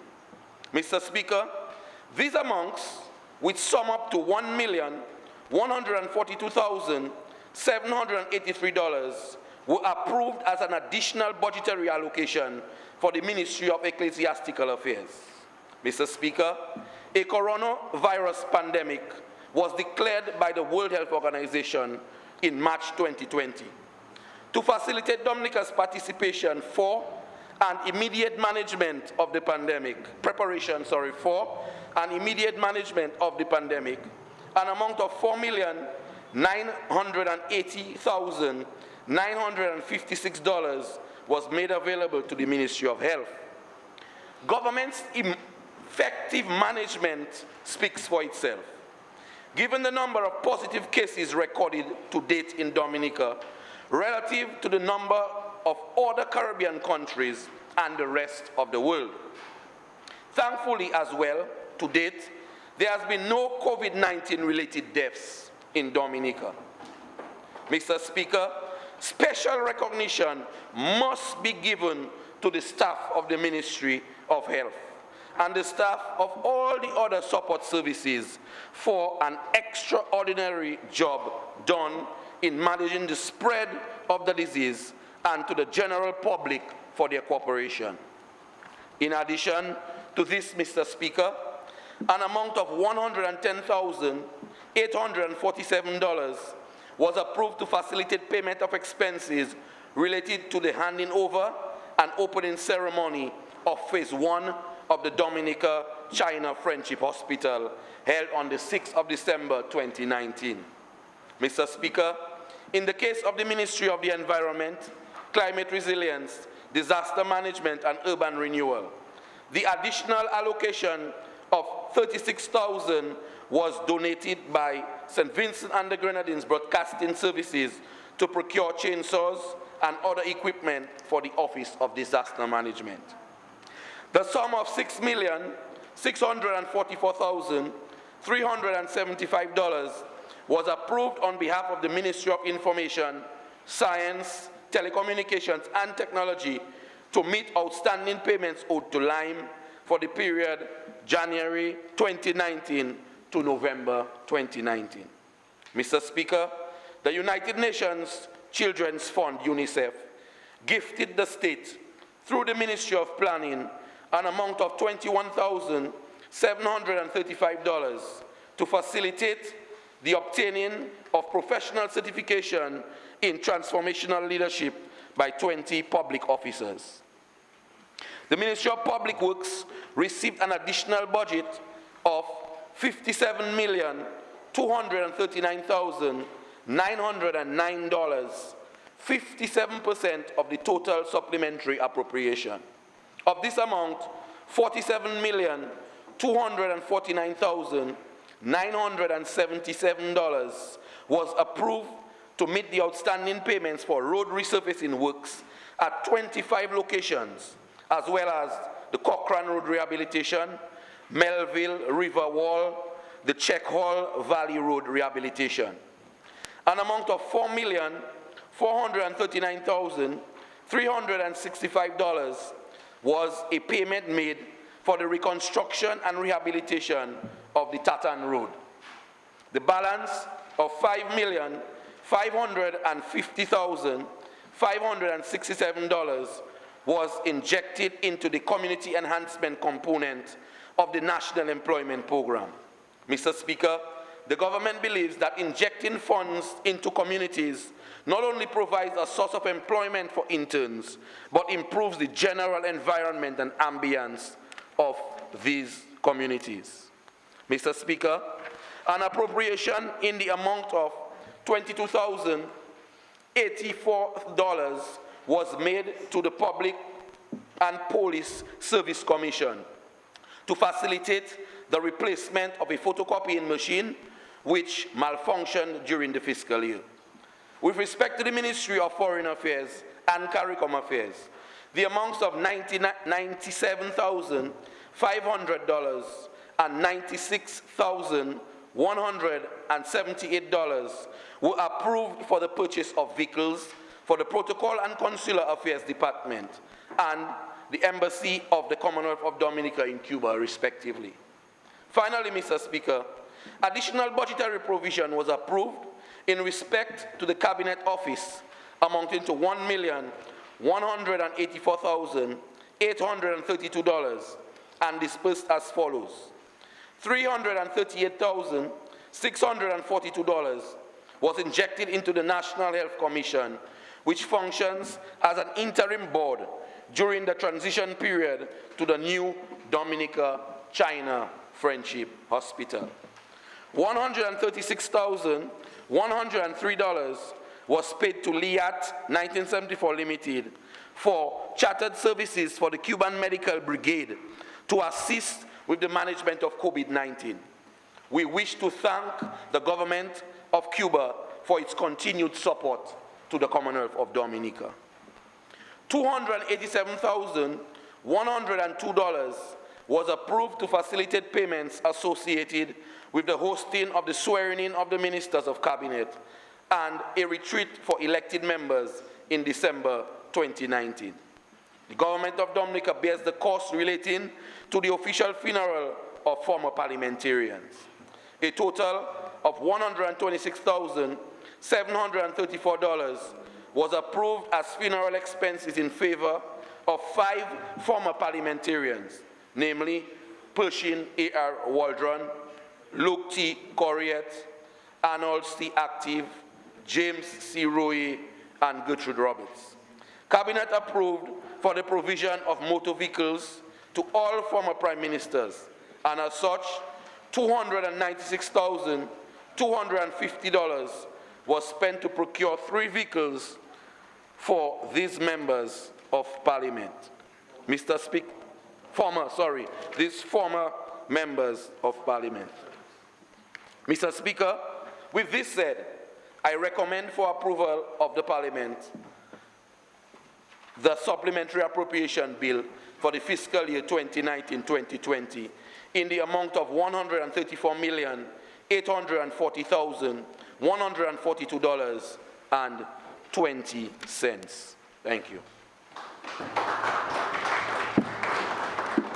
The motion is now before the House for debate.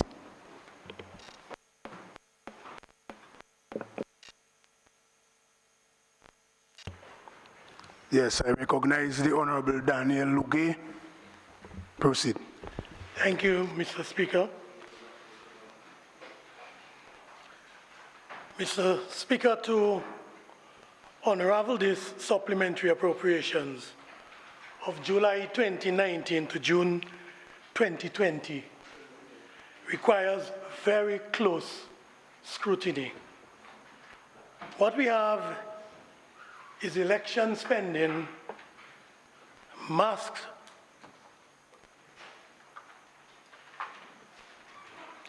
under several heads. We have the NEP, National Employment Program. We have the CEP, Community Enhancement Program. We have the Village Councils, and we have the Rapid Response Unit.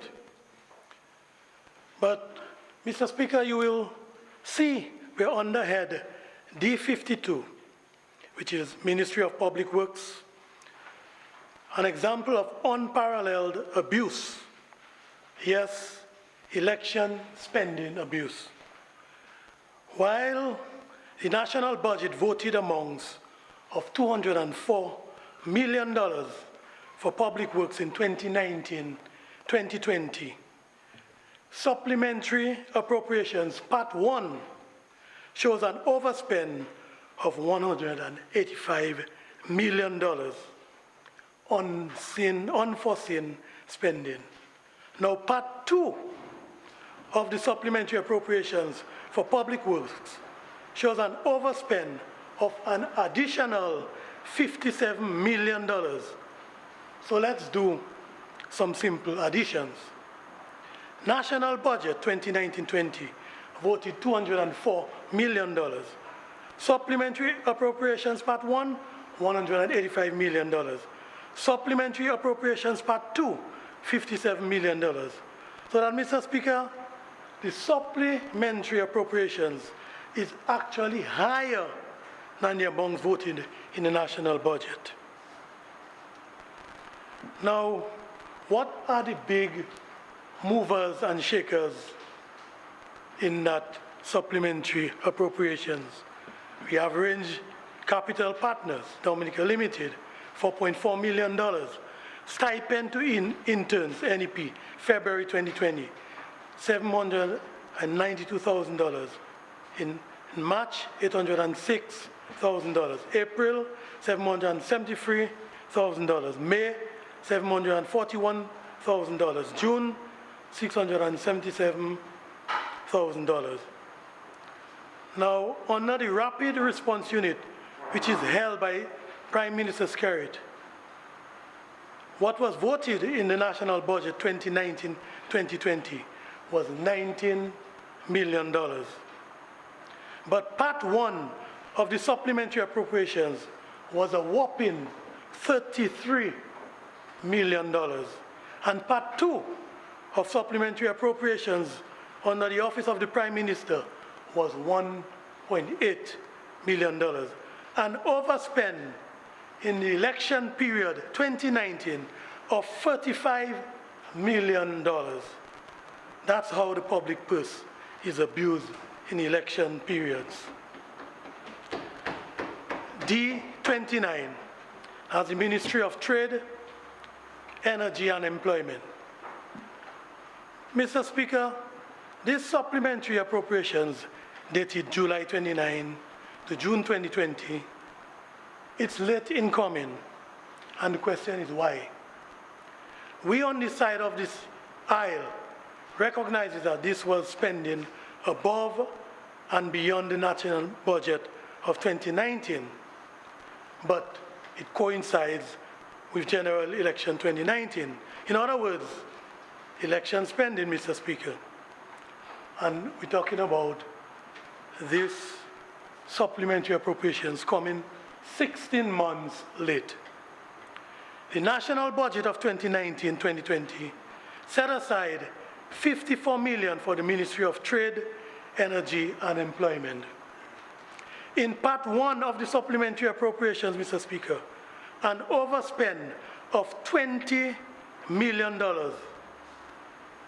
But in Part 2 of the supplementary appropriations, a further overspend of $22 million. And that's above and beyond the national budget allocations. So, Mr. Speaker, let me break it down so that the people of Rosenhof and the people of Dominica and you, Mr. Speaker, can understand what happened to our money in the election year 2019. We came to this parliament and approved $54.7 million for trade, energy, and employment. But this Labour Party government overspent by $42.9 million, the main item being the National Employment Program, or NEP. Yes, I quote the National Employment Program. October to November, $2.7 million. December 2019, $7.4 million, a tripling of the expenses in December 2019. February 2020, $2.4 million. March 2020, $2.5 million.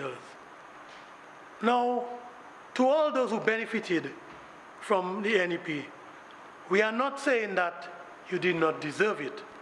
No, What we are saying is that this is not permanent, sustainable jobs. Some of you were sent home as early as January 2020. As I said before, in December, $7.4 million was spent to keep you hoping, but the following month, most of you were sent home.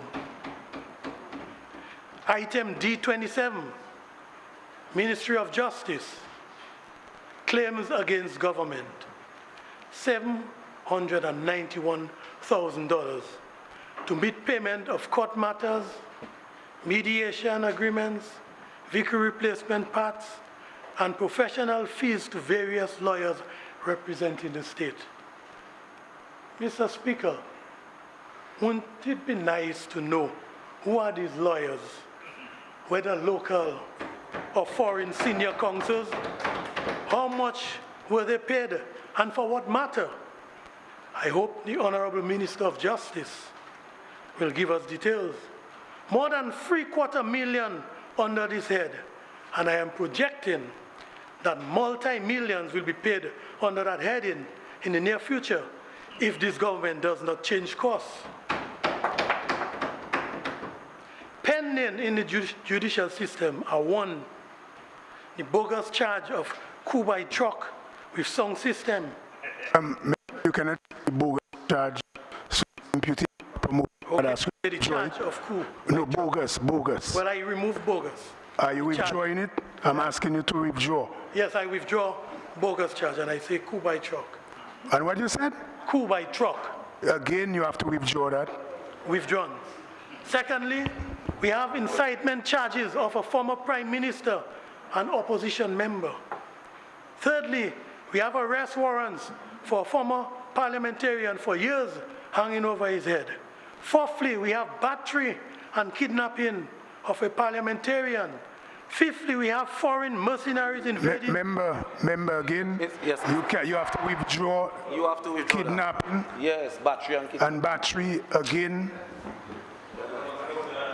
But that You must withdraw it.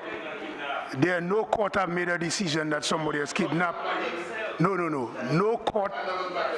No court has said that any honorable member was kidnapped. So you have to withdraw it. Please withdraw. Well, I'm saying that I was kidnapped. You can say I you am fell. saying that I was kidnapped, Mr. Speaker. Member, you have to withdraw it. Okay, I withdraw it and I say illegal arrest, unlawful arrest of myself. Then fifthly, But he can't say that, Mr. Speaker, he can't say that. Again, if you are in the parliament, we can't allow you to say that. what can I say? Because the matter might be sub judice.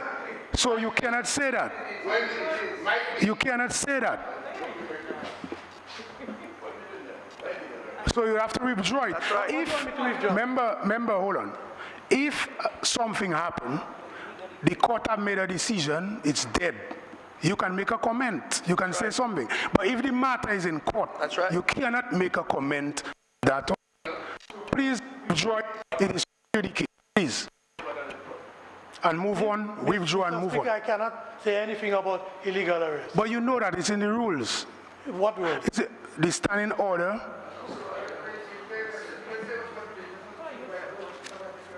Are you going to withdraw? You want me to tell you exactly? Withdrawn. I'm moving on. Okay. Because my time will not elapse. Yes. I have to complete Okay, my thank you. presentation. So it doesn't matter how this here will proceed. We have foreign mercenaries invading the home of a sitting parliamentarian, planting evidence, Mr. Speaker. Again, member, you cannot say that. Happen also. You have to withdraw it. Again, you use foreign mercenaries. You say planting. All these are things you know you That's cannot captured by say. cameras. Member, All of Dominica saw it on the Bayfront, Mr. Speaker. hold on. Member, you started well when you were sticking on the matters of the numbers. When you are moving into the territory of legality, you know you cannot say that. You are a member of the House for a very long time. So please withdraw that and move on because you are taking in your own time. Yes, so No, no, no. You'll be well aware. Are you withdrawing? Withdrawn.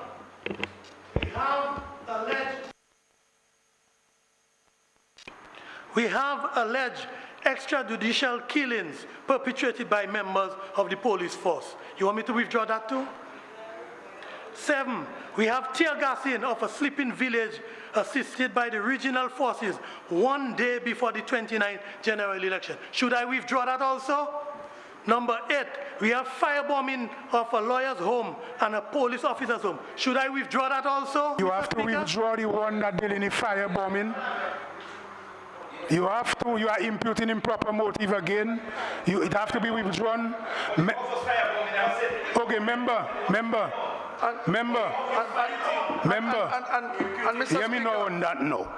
I'm asking you that if you cannot stay on course with how you started, I'll have to ask you to take your seat. I've pointed out to you on many occasions in less than 5 minutes where you are inputting improper motive and things are sub judice. Okay.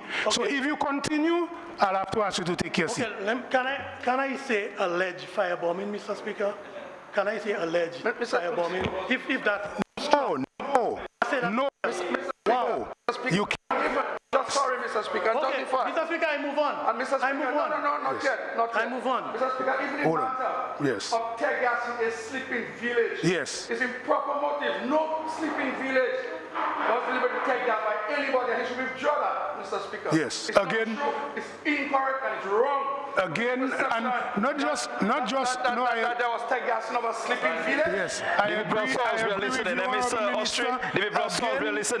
Again, this matter again is sub judice. So withdraw that also. Yes. I withdraw every point from 1 to 8, Mr. Speaker. Yeah, proceed. Okay? Proceed. It doesn't meet satisfaction of your the member. But I will say that they are all the truth, and the truth will set us free. So yes, Mr. Speaker, the upcoming national budget for claims against government reflected in the budget cycle 2021-2022 should be increased to $1 billion because it has several lawsuits coming. That's what should happen. D30, Office of the Prime Minister. Personal emoluments, Picard campus. Mr. Speaker, are we referring to Ross University here? But it doesn't seem that people want to hear that name. $248,843.73.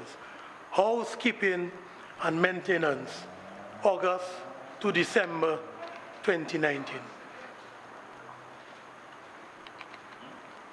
So, Mr. Speaker, while we continue to hemorrhage thousands of dollars monthly at Ross University, we had a pre- and post-election promise of new universities waiting to come as soon as this Labour Party regime is re-elected.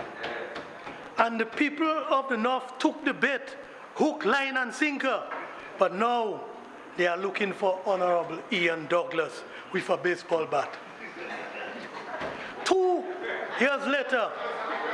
But again, member, Look, you have to withdraw it. You are literally, no, you can smile. No. You have to withdraw it. You must withdraw it because that's inciting. Ian, who is an experienced and you cannot laughing that. again. The speaker is taking objection. Yes, I'm taking objection. Okay, your mic is off. Your mic, I put off the mic. Put it back on. Mr. Speaker, don't put off my mic. Yes. So we continue. So, 2 years later, officer poverty like we've never seen before. Just ask Mr. Sean Douglas. Mr. Sean Douglas will tell you. So hidden in plain sight in the office of the Prime Minister are payments under the Rapid Response Social Recovery Agency, $1.8 million. A few years ago, when I coined the phrase private ATM, a few members almost burst a blood vessel. The question is, why must all roads lead to the Prime Minister's office? Why?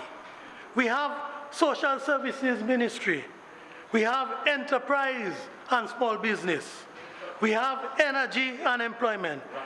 Why would a leader want to personally oversee all these grants? Why? D33, grants and contribution. Mr. Speaker, there is an unspeakable injustice being done to our students studying in the USA and in Cuba, where promises were made for payments of tuition. And we see that some time before the 2019 general election in Dominica, $4.9 million was paid for tuition of students pursuing higher education. Mr. Speaker, do you know what is the current or outstanding tuition today? I will never repeat in this honorable house what was recommended by the education minister, that our children should do, our children should do to pay their outstanding tuition. But to say to Prime Minister that you should with urgency rescue our children from this situation of limbo, stressing out our brightest and our best after giving most of them a free ride home a few days before the December 6, 2019 general election. Parents of the students, they are stressed out but scared to speak out for fear of persecution. Dominica is better than that. Our education minister can do better than this, and certainly Prime Minister Skerrit. He cannot continue to ignore the stench rising to the heavens of abandoned Dominican students in foreign lands. We, on the side of the aisle, must speak or forever hold our peace. This is one of the biggest shame of our country, to treat our students in that way. My final comments is a general one, Mr. Speaker. Mr. Speaker, I was pleasantly surprised to be invited to the handing over ceremony of the housing units in Bellevue Hall, because it's not often that I am invited to such events. I was asked a few remarks we did, and round of applause.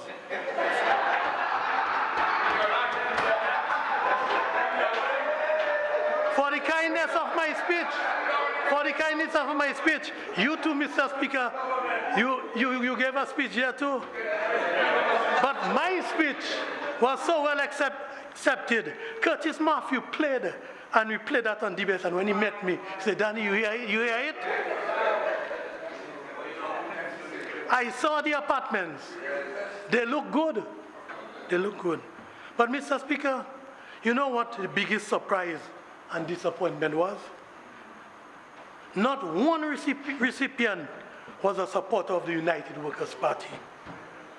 In the largest constituency on island, with the greatest need for housing, UWP supporters got locked out, and this is a UWP held constituency. This is unfair, and it is bad politics, if you ask me. You cannot win over UWPites in that way. Persons from Rosa South receive keys. Persons from Maho receive keys. Persons living overseas, keys were kept for them. And not one UWPite supporter got a key. My heart bled. I sat down and I said, if I was only given the opportunity to give the closing remarks, bombs would be flying left, right, and center. Mr. Speaker, it seems like a systematic plan to relocate supporters of the Labour Party into Rosanov in a bid to win Rosanov. Even Annie, Mr. Speaker, you know Annie? She too was complaining that the people of Rosanov did not get keys now. So your plan is also upsetting Labour supporters. Just like the distribution of relief after Hurricane Maria, where if you are not red, you are dead. So too in the allocation of housing apartments, the bid goes on. And I was told by a former colleague, that's why he crossed the floor. But not all can be bought. No, not all. Thank you, Mr. Speaker. I go to you, sir. Good.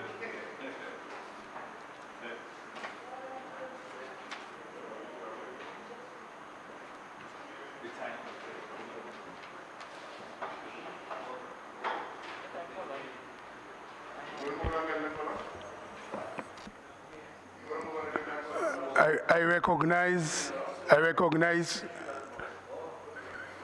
the Honorable Leader of Opposition. Sid. Speaker, an act to sanction certain payments amounting to $134.8 million from the Consolidated Fund of Dominica, made in excess of the sum provided by law during the year ended the 30th of June 2020. And Mr. Speaker, this debate, so long after the actus reus, what actually happened, is practically irrelevant, save for the few lessons that can be learned about avoiding the pitfalls of such disobedience to the constitutional rule of law and such hostility to the parliamentary oversight responsibility for public finances. I come to the issue of trust, the issue of credibility, how to believe what is reported by the government in this Honorable House on occasions like this. Matters of truth and fact are pointed out in debate. We get no clarification, we get no correction, we get no revision. We just get an unending tirade, verbal abuse of members of the opposition who point to discrepancies and raise issues of accountability in the public interest, especially insofar as the state of the Consolidated Fund is concerned. And we cannot come to an event like this in the Parliament and not be concerned about the state of the Consolidated Fund. We're talking about monies that are spent from the Consolidated Fund. In the Parliament on Monday, the 26th of October 2020, the head of cabinet reported that total CBI passports sold was 5,814, and total CBI revenues were $1.3 billion for the financial years 2017-2018, 2018-2019, and 2019-2020. But this Honorable House, for those periods, has revenues from certificates of naturalization granted to every approved citizen after full payment of the individual or the family citizenship fees. And the numbers for that period in terms of who received certificates of naturalization are 15,477, not 5,814. Trust, as reported. And the citizenship revenue is on the order of $3.5 billion, not $1.3 billion, as reported. But according to the official estimates, we approved them in this Parliament for that period. We received $690.8 million into the Consolidated Fund for the 3-year period, which leaves an unaccounted balance of $2.8 billion. Member, just one sec, member. Remember, I just wanted to point out that we are debating on the supplementary estimate. I see you went back on what was done in the House before, but we are there in the 2019-2020 supplementary estimate, so you need to get on track.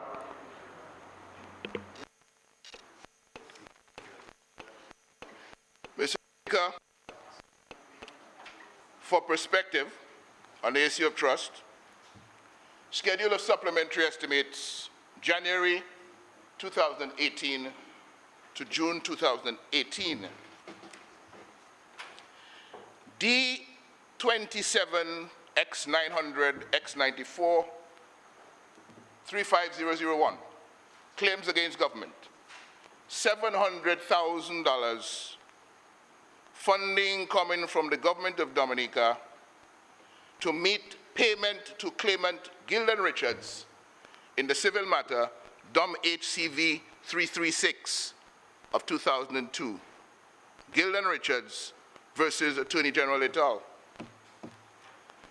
Almost 3 years after the end of the 6-month period in which the government told this honorable House. Member, what is the relevance to the debate of the supplementary estimate? The relevance is the numbers that we are given in these supplementary estimates.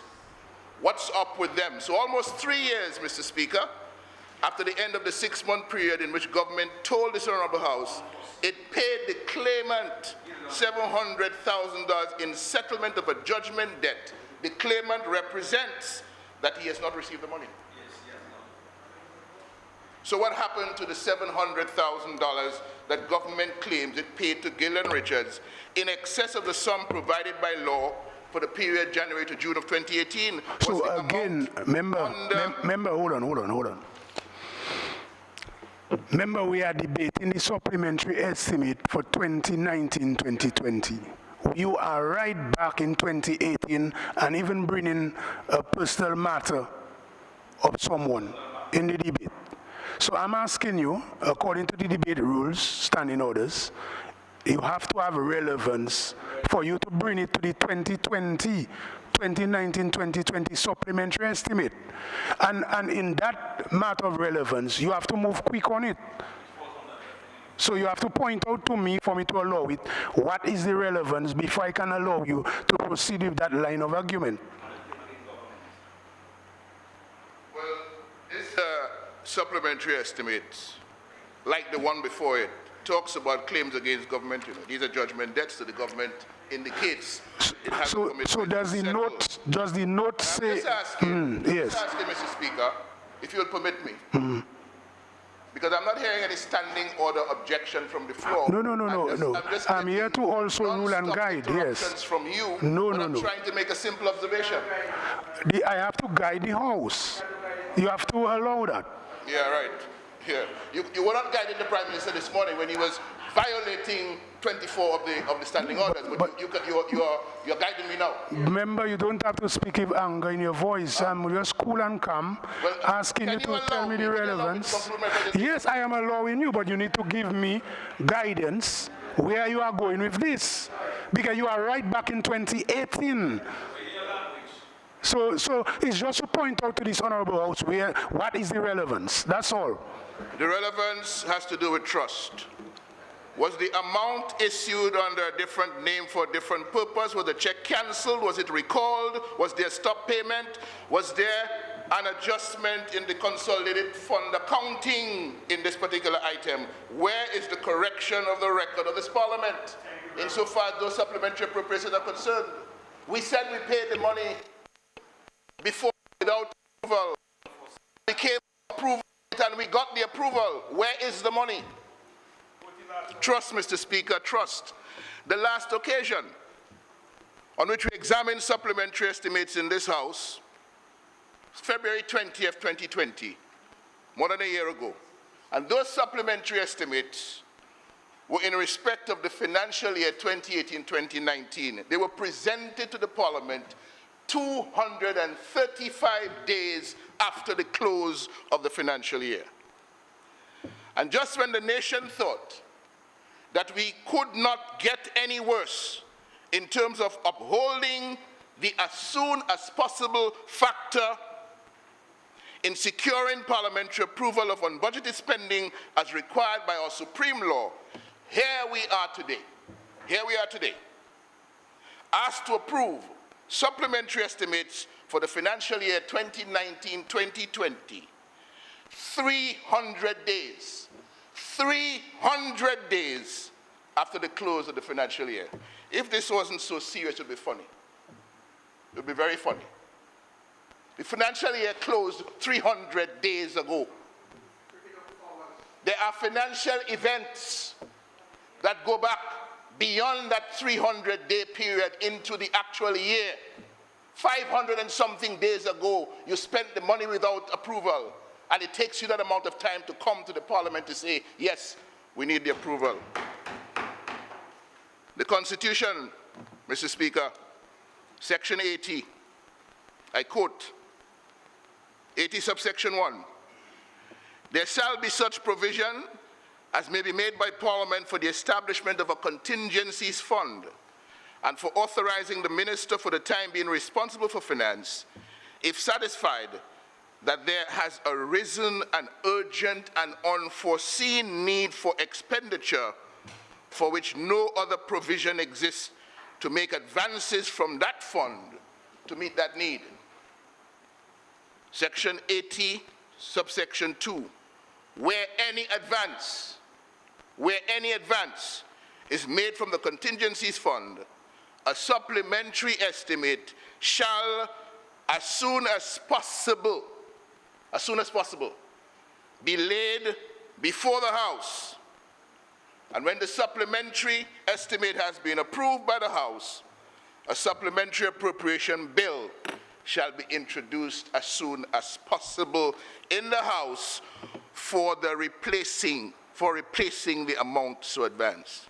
Operative phrases, Mr. Speaker: urgent and unforeseen need for expenditure, make advances from the contingencies fund, secure parliamentary approval as soon as possible.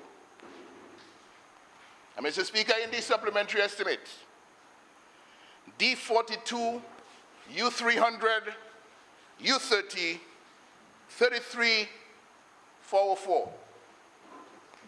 The government reports that it spent in excess of the sum provided by law, an amount of $6,644,375 on telecommunication services for January 2019 to November of 2019. Mr. Speaker, 6 of those months, January to June, 6 of those months were in the previous financial year, 2018-2019. So the government ended 2018-2019 knowing fully well that it owed Lime Flow something on the order of $3.6 million or thereabout. Nothing urgent, nothing unforeseen. Just a simple matter of indebtedness for services requested and rendered that the government needs to pay for. Yet it made no provision for paying this debt in the budget of 2019-2020, and consequently, the payment of the debt became an urgent, unforeseen matter requiring an advance from the contingencies fund, which Parliament is now being asked to approve more than 500 days after the financial event. It's joke only making. Big joke. In January of 2019, the government signed a 15-year, $200 million contract with Digicel for telephony, for internet, for data, and other telecommunication services, an average of $13.3 million a year. But in year one of the contract, it spent $6.6 million with the rival telecoms provider for services covered under the $200 million contract that, for whatever reason, could not be provided. So we can now fully expect that when the next supplementary estimates come to this Parliament, we'll be asked to approve payment of debts to Digicel, perhaps in excess of $30 million for the first 2 years of the 2019 contract, because that too, whenever it happens, will be urgent, unforeseen, and in need of an advance from the contingencies fund. Is joke all you're making? It's unparliamentary to be saying joke all you're making. It's joke they're making, Mr. Speaker. Joke. Again, you have to refer to members in an honorable way. You cannot say that. So I would ask you to withdraw that part. Yeah, withdrawn. Okay. Yeah, withdrawn. Proceed. Withdrawn. We are serious people in this country. We don't make jokes. D30, M100, M16, 34402. 3 charges on the consolidated fund in excess of the sum provided by law for 2019-2020, amounting to $1.8 million to meet payment of subvention to the Rapid Response Social Recovery Agency. Urgent, unforeseen, not a chance. This agency was established by an act of Parliament in May 2018 to replace the public support program. All budgetary provisions for the public support program came to an end at the close of the 2017-2018 financial year, but there was no provision going forward to fund the replacement agency. In 2018-2019, there were 11 advances from the contingencies fund amounting to $32 million to facilitate spending by the Rapid Response Social Recovery Agency in excess of the sum provided by law. But in the following year, 2019-2020, subventions for this government agency established in May 2018 are unbudgeted, unforeseen, matters of urgency requiring the use of funds in excess of the sum provided by law. Really? Really? Well, where be there now? Me, where be there? This is the Parliament of Dominica. When government refuses to obey the constitutional rule of law, requiring for legitimate expenses from the consolidated fund, it invariably ends up abusing the supplementary appropriations remedy for public spending emergencies. We have the current case of the COVID-19 compensation to bus drivers, a legal entitlement since April of 2020, which was not provided for either by appropriation law in 2019-2020, nor in the 2020-2021 budget. Member, you say it's a legal, because we are on the supplementary estimate. I'm coming to Yeah, that. but you have to get to it quick because people are listening in public. Mr. Speaker, I am coming to the legality of the entitlement. I'm coming to it. And I'm saying... Member, 1 second while you're in your momentum. And I'm saying that to this honorable house and also to the public. When I allow you the level of leeway, and then the other side respond, you are getting angry. But that's why I'm asking you where you're going with certain things. So I will allow you to proceed. But remember, that is what you open in your flank. Mr. Speaker, as I said, we have the current case of COVID-19 compensation to bus drivers. It is a legal entitlement since April of 2020, which was not provided for neither by appropriation law in 2019-2020, nor in the 2020-2021 budget, and which government, in response to protest action, is now paying in excess of the sum provided by law. No, but Mr.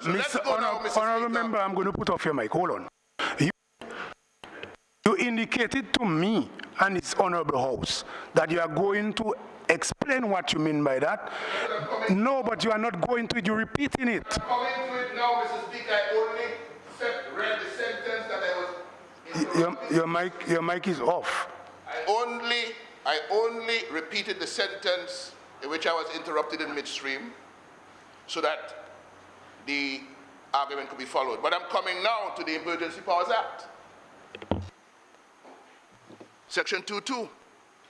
It shall be lawful for the President or any person duly authorized by him thereto to take during the period of public emergency measures that are reasonably required for dealing with the situation that exists in Dominica during that period. And in particular, C, to impose on any person any restriction in respect of his employment or business, in respect of his place of residence, and in respect of his association or communication with other persons. Section 3 of the Act. The President is hereby empowered to make and publish regulations and to issue orders. According to the rules, hold on, member. According to the rules, really pretty errors one, and you are actually bringing the office of the President in disrepute in this house. So I'm not going to allow it, because it's actually moving, and the rules is very clear on trying to bring the President office in disrepute. So let us not go down that road, and it is erroneous to say that there is a legal entitlement of any citizen to get support from any government. Entitlement from any government is a policy action and not a legal entitlement. So it is erroneous. I will not allow it. So proceed, but let us not go in that line of argument, please. Mr. Speaker, I don't know why is it you do not want me to say that Section 3 of the Emergency Powers Act empowers the President to make and publish regulations and to issue orders and instructions for the purpose of exercising the powers conferred by the Act. No, I'm not telling you what to say. Hold on, member. I'm not telling you what to say because I really don't want to get involved in the debate. But I'm telling you that we have standing orders. It's not my rule. It's the rule established in 1986. And there are rules we have to follow. We are not on a political platform or we are on a block reasoning with guys. This is the highest lawmaking body of the state. So we have to be careful what signal we're sending out there. No. So I'm not going to allow you to put the President's office in disrepute. I'm not. Yes, he said that. So you cannot do that. Because hold on, member. And that is why we get all this incitement in the country. Because people start believing that legally they're supposed to get things. Whereas in reality, it is based on a deliberate policy action by a government. So it is irresponsible for you to go in that line of argument. So I'm not going to allow it. Members, let us make him proceed. I've ruled on that matter. I'm asking you, do not go in that line of argument because it's imputing improper motive and it will put the President office in disrepute. And also inciting violence or inciting a mentality of violence in the country. And we have a higher responsibility as legislatures not to allow that. The powers conferred by the Emergency Powers Act allowed for the restriction of the employment or business of bus operators such that they would operate between the hours of 6 a.m. and 4 p.m. Monday to Friday with no more than 2 persons per row. Section 4 of the Act says, no person is liable to any suit or action in respect of any act done under lawful direction and authority pursuant to the provisions of this Act. But the President shall order that compensation shall be paid out of the public funds of the state. Mike is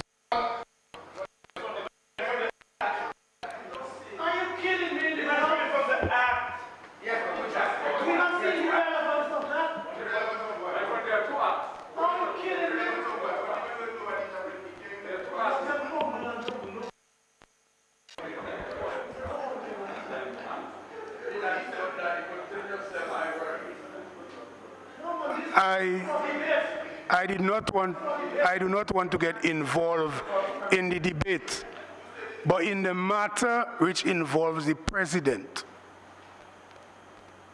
the rules is very, very clear on this.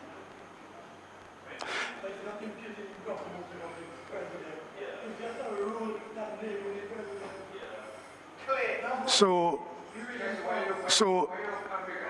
let us not go down in that direction, so you could complete your debate, member. In this house, we don't have to get angry, you know. We just have to focus on the rules. On the rules.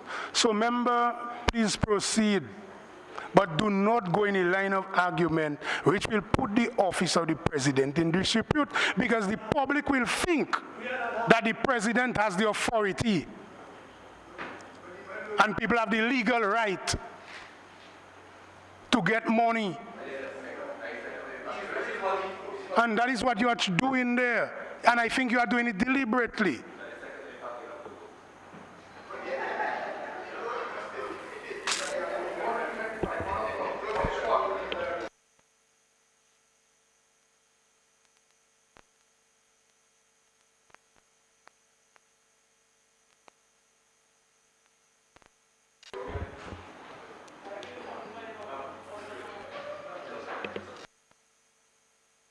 Mr. Speaker, I move that this honorable House be suspended until 3 p.m. this afternoon. Seconded. Beg to second, Mr. Speaker. 3 p.m. It has been moved and seconded that this House be suspended until 3 p.m. Those in favor? Those against? The ayes have it. The House stands suspended until 3 p.m.